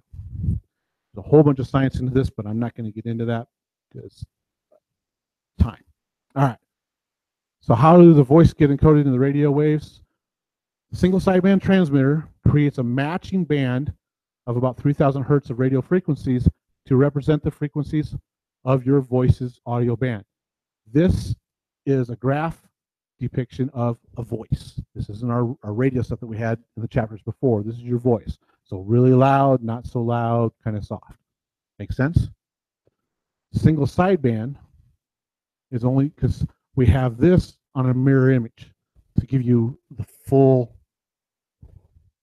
voice. Single sideband is only using the half of it. It's either the upper sideband or the lower sideband. So when I talk about upper sideband, it's on the upper part of that zero line. Lower sideband is the bottom side of it. Make sense? The audio band rides on the RF band. So all we're talking right now is the audio band. So all we're talking about right now is the audio, what we're actually hearing. Okay? So our audio signal would look like this. Our RF carrier, that's the radio band, our RF is the carrying that signal, our sound, on the RF band. So when I say that the RF, the radio, is carrying our sound, it's carrying it on the peaks of that. Does that make sense? Kind of. The RF frequencies are of much higher oscillation rates and fit inside an envelope created by the mirrored versions, much lower frequency modulated audio. This way, all the frequencies fit into the shape of the transmitted RF. Again, this is FM. This is both sides of the band. So you have upper sideband and lower sideband. When you have it all together, that's FM. That's why FM radio was so great compared to AM, because you hear pure sound. We had stereo. We have the sound. So back to our radio diagram here. You have an oscillator or you have a microphone. This is for CW. This is for phone or for voice. That signal goes into the driver. Here it is. It's the microphone. The microphone's conversion of our mechanical voice, our sound waves, into electrical, into the driver. The driver amplifies the signal. The modulator circuit and the power amp combine the signal and amplify it more, put it out on the antenna, and we can transmit. So our modulation, described by the combining of your speech with an RF carrier signal, is accomplished in the modulator circuit part of the phone transmitter. The modulator circuit. You want to know what your modulator circuit is. There's a whole bunch of stuff, a whole bunch of components that are inside your modulator circuit, but for test purposes, you just need to know about the modulator circuit and your power amp. If that breaks, your radio don't work. Kind of simple. Yes. And sends it to the antenna. Yes. Yep. So with FM, the frequency of the RF carrier is deviated various amounts from reference frequency value to encode a modulating signal. For your FM, the amount of deviation of an FM signal is determined by the amplitude of the modulating signal, such as your audio band amplifier. Basically, all your sound is in here. And on an oscilloscope, it'll look like this. So you've got a high peak, it's close. Your high peak is coming up. High peak, going up again. Make sense?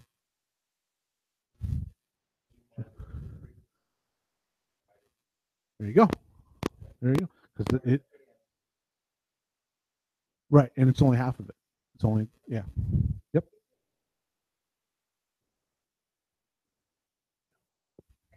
But if you put an oscilloscope on it, you would. An oscilloscope is a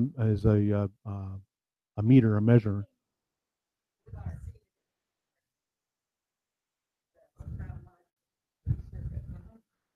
Would you see this? If you had the schematic to tell you which integrated chip it was, yes, I could point to it. But it looks like the other integrated circuit chips that are on that board too. So yeah. Yeah. No, they're not. They're not. This is just a line drawing. Now in the old radios, the old tube radios, what's that? You see more parts, and I can identify more of those parts because I can actually see those things. Huh? Pine board, yep. Yep. Okay. Okay, so as the deviation of the FM transmitter is increased, the signal occupies more bandwidth. Talking louder increases your amplitude and thereby deviates the FM signal a greater amount. So this is a really loud talk, soft talk, not quite so loud. Over deviating, potentially caused by microphone gain being set too high. Over deviating, talking too loudly into the microphone, can cause your FM signal to interfere with stations on nearby frequencies. If you are pushing too much of a signal, you can actually transmit outside of where you're supposed to be and interfere with other transmissions. That's bad in amateur radio world. If you are someone else, you have to change. There's no other way of looking at that. If you're interfering with somebody, you have to change.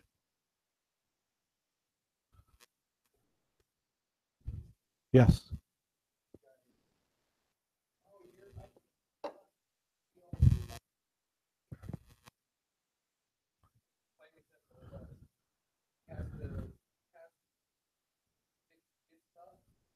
The radio transmitter.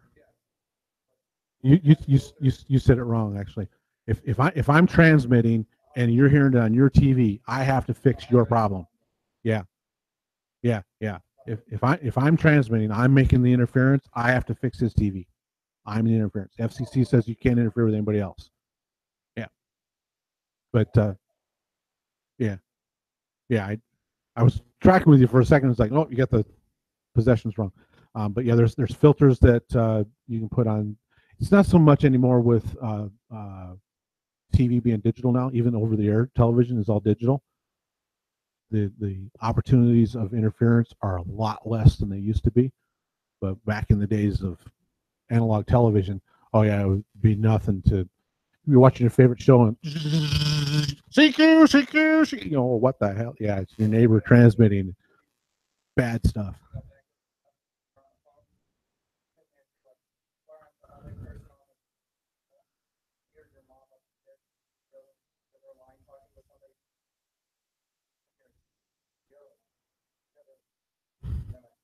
No, you went to radio school. Yeah, now you find out. Yep.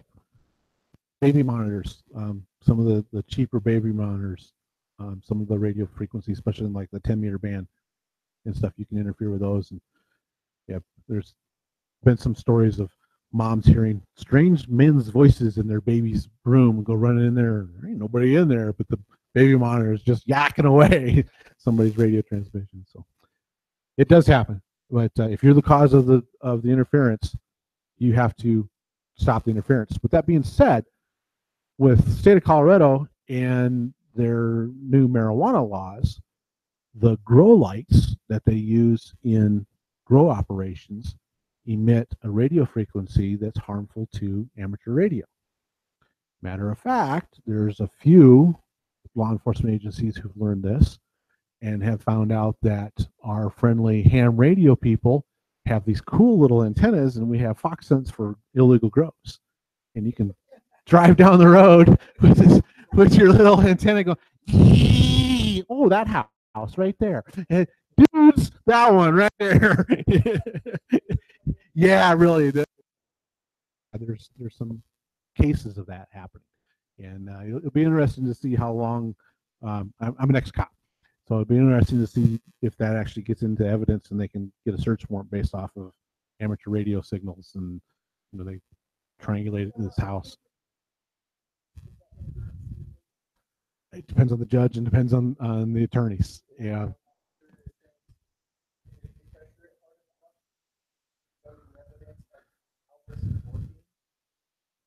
Well, there'll be a defense attorney that wants it thrown out immediately. Yeah, yeah. That's just the way defense attorneys are wired. They want everything thrown out.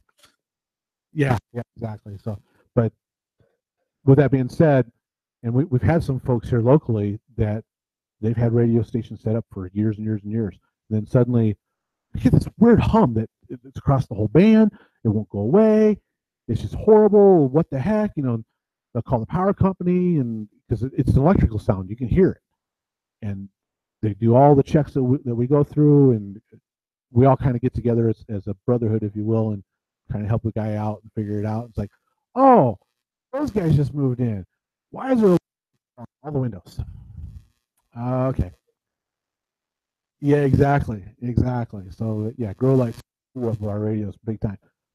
According to the FCC, they have to fix the interference. Now get them to do that because exactly. So there's the rub. All right. So yeah, what's a super header? I can never say this word. If anybody can, super heterodrome receiver. That thing. Yeah, I can never say it right. So thank you for that. What are some important controls and characteristics of receivers, and what's different about FM receivers? All right. There's that fancy word again. So I'm just going to refer to it as that word, the super word. So the super word receiver uses frequency. I'm sorry, but pronunciation sometimes hurts me. So receiver uses frequency mixing to help demodulate received signals.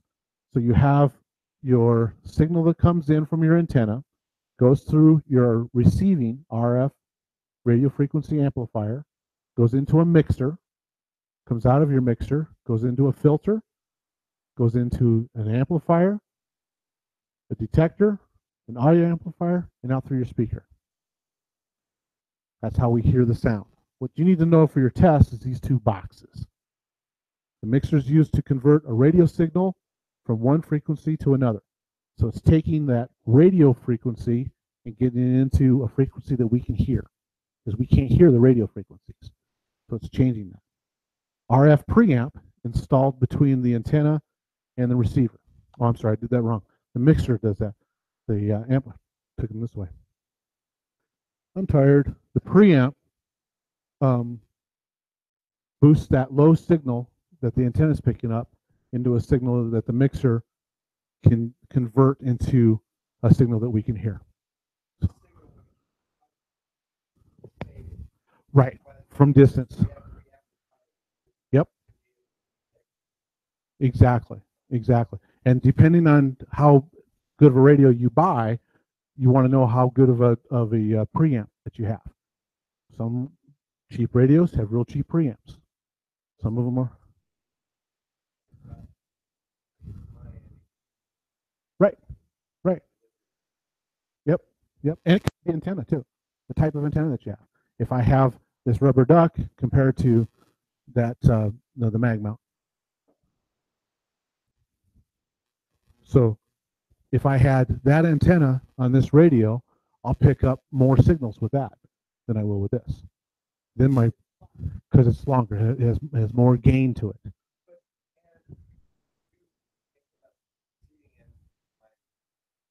To a point. Yep. And again, it depends on how strong that preamp is. There you go. Yep. My favorite saying. There we go. Okay then. All right. So the other part that you need to know on the test is your AGC, your automatic gain control. Keeps the received audio relatively constant. Your AGC uses feedback throughout the receiver to adjust the output of each component or stage. This keeps crap noise out and lets you hear what you want to hear. Kind of a layman's way of explaining it, but that's what your AGC, your automatic gain control.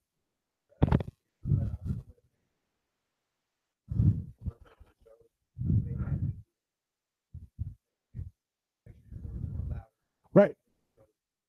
Yep. Because they were purposely blasting commercials louder.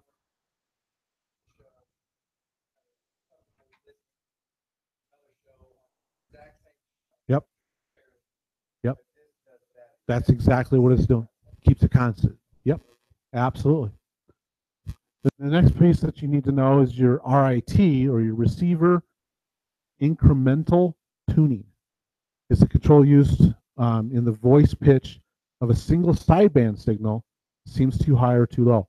You can adjust these things on single sideband radios, and it's really kind of cool because you can hear this Donald Duck tone in the voice, and as you tune them in off of that, it makes it actually sound like a voice. So you just need to know that the RIT, the receiver incremental tuning, is connected with your SSB, your single sideband. On most modern radios, it's automatic. Yeah. Yeah, the older tube radios, I can adjust that. Yeah, but the modern radios, it's computer driven. Yep. All right. Okay. So the front portion of the FM receiver is identical to the super thing.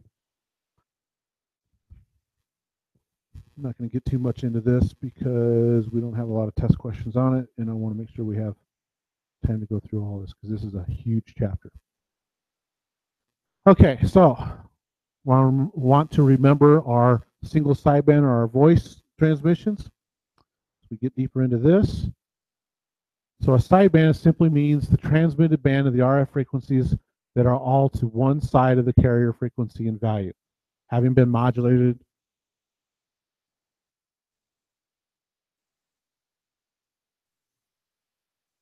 Oh, sorry, my wife.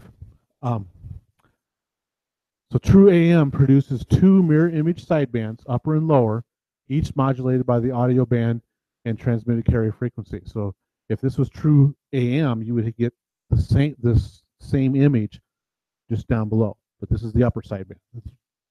So single sideband transmits only one of the two potential sidebands and also emits the carrier frequency. So all you get is this, which enables us to go long distances at low power. Lower sideband and upper sideband. So here's your, this graph takes the frequency and shifts it a different visual way just to make it easier for us to see. But 28.400 is our frequency. This is 28 million in hertz, but 28.400 megahertz. What band's that in? 28.400 megahertz. What band is that in?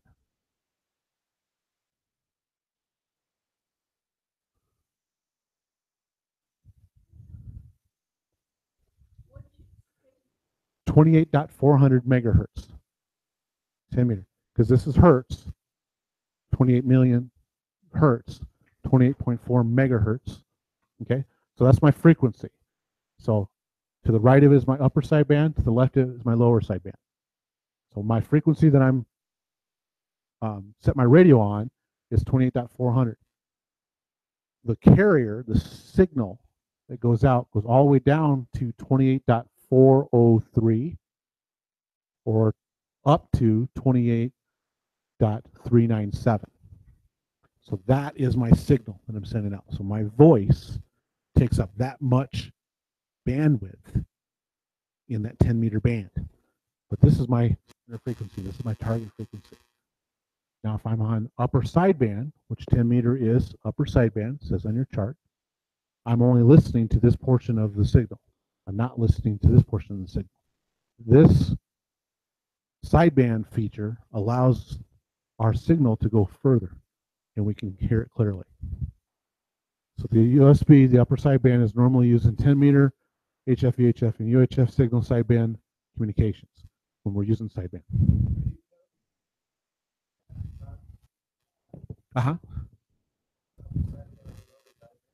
That's all of it.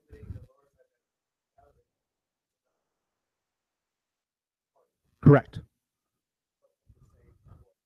Same everything. Yep.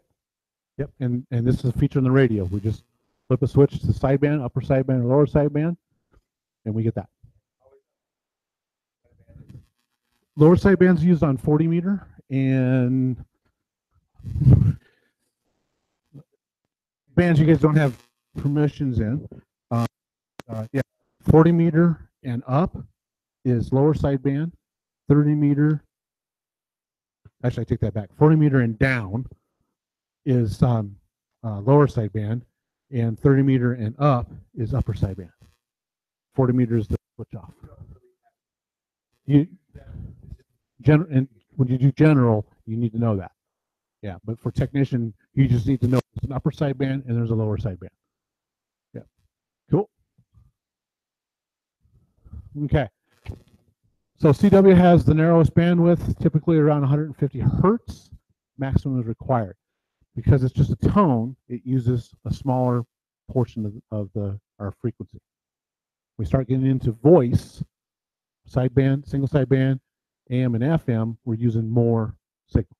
Okay? So FM phone bandwidth, such as VHF repeater signal, is typically 10 to 15 kilohertz. Here we're only using 150 hertz. So you get this little segment that they use in CW. This is why that stuff, on 5 watts, I literally can talk to Russia from here on 5 watts of power using CW, because all you're hearing is beep, beep, beep, beep, beep. That's all you hear. On voice, we use more frequency, more power to go that same distance.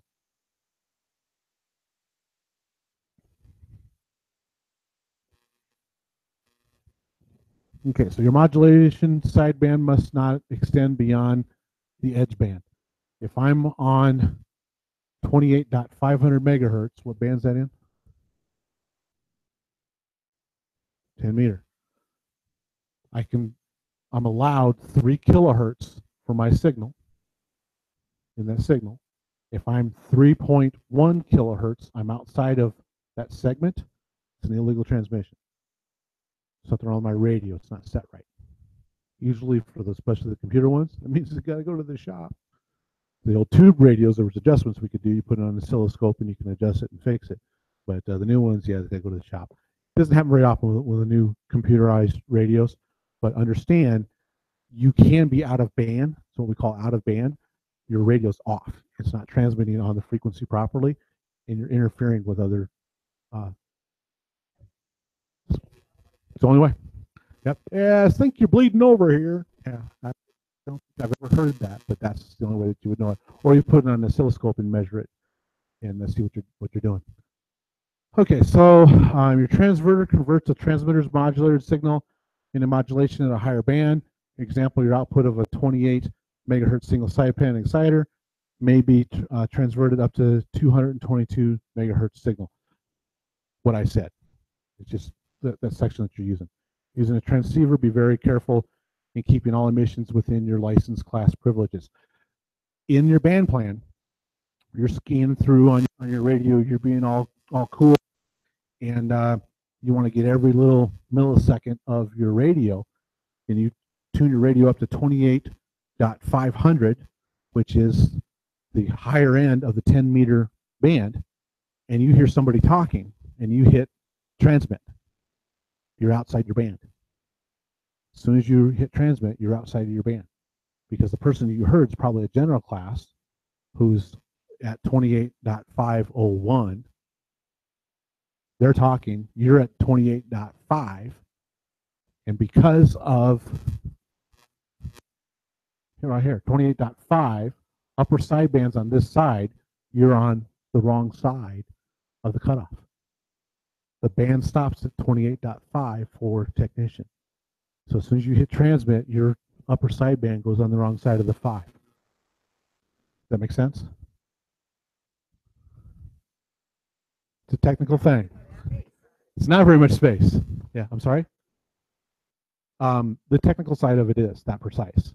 Yeah, is your radio that precise? No. Good common radio practices. When I was a technician, my radio, I had programmed stops, so when I did my search, I could search the band, just hit the button, and it goes. It stopped. Right, it stopped at 28.495.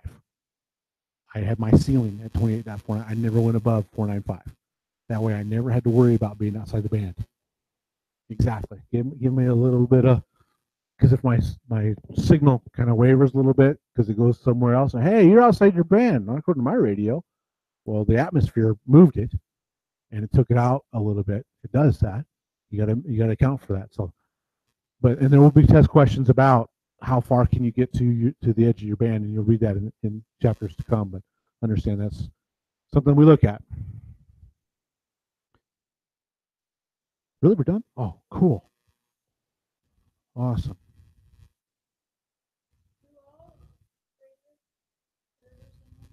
Yes. Well, all transceivers do. If it's just a receiver, like the radio in your car, yes. Yes. We stop at 6 today, right? Okay. Good. Good. Okay. We're supposed to go till 9? We traveled a lot, yeah. Okay. All right. Well, I'm going to cut off the recording. So, bye, Internet land.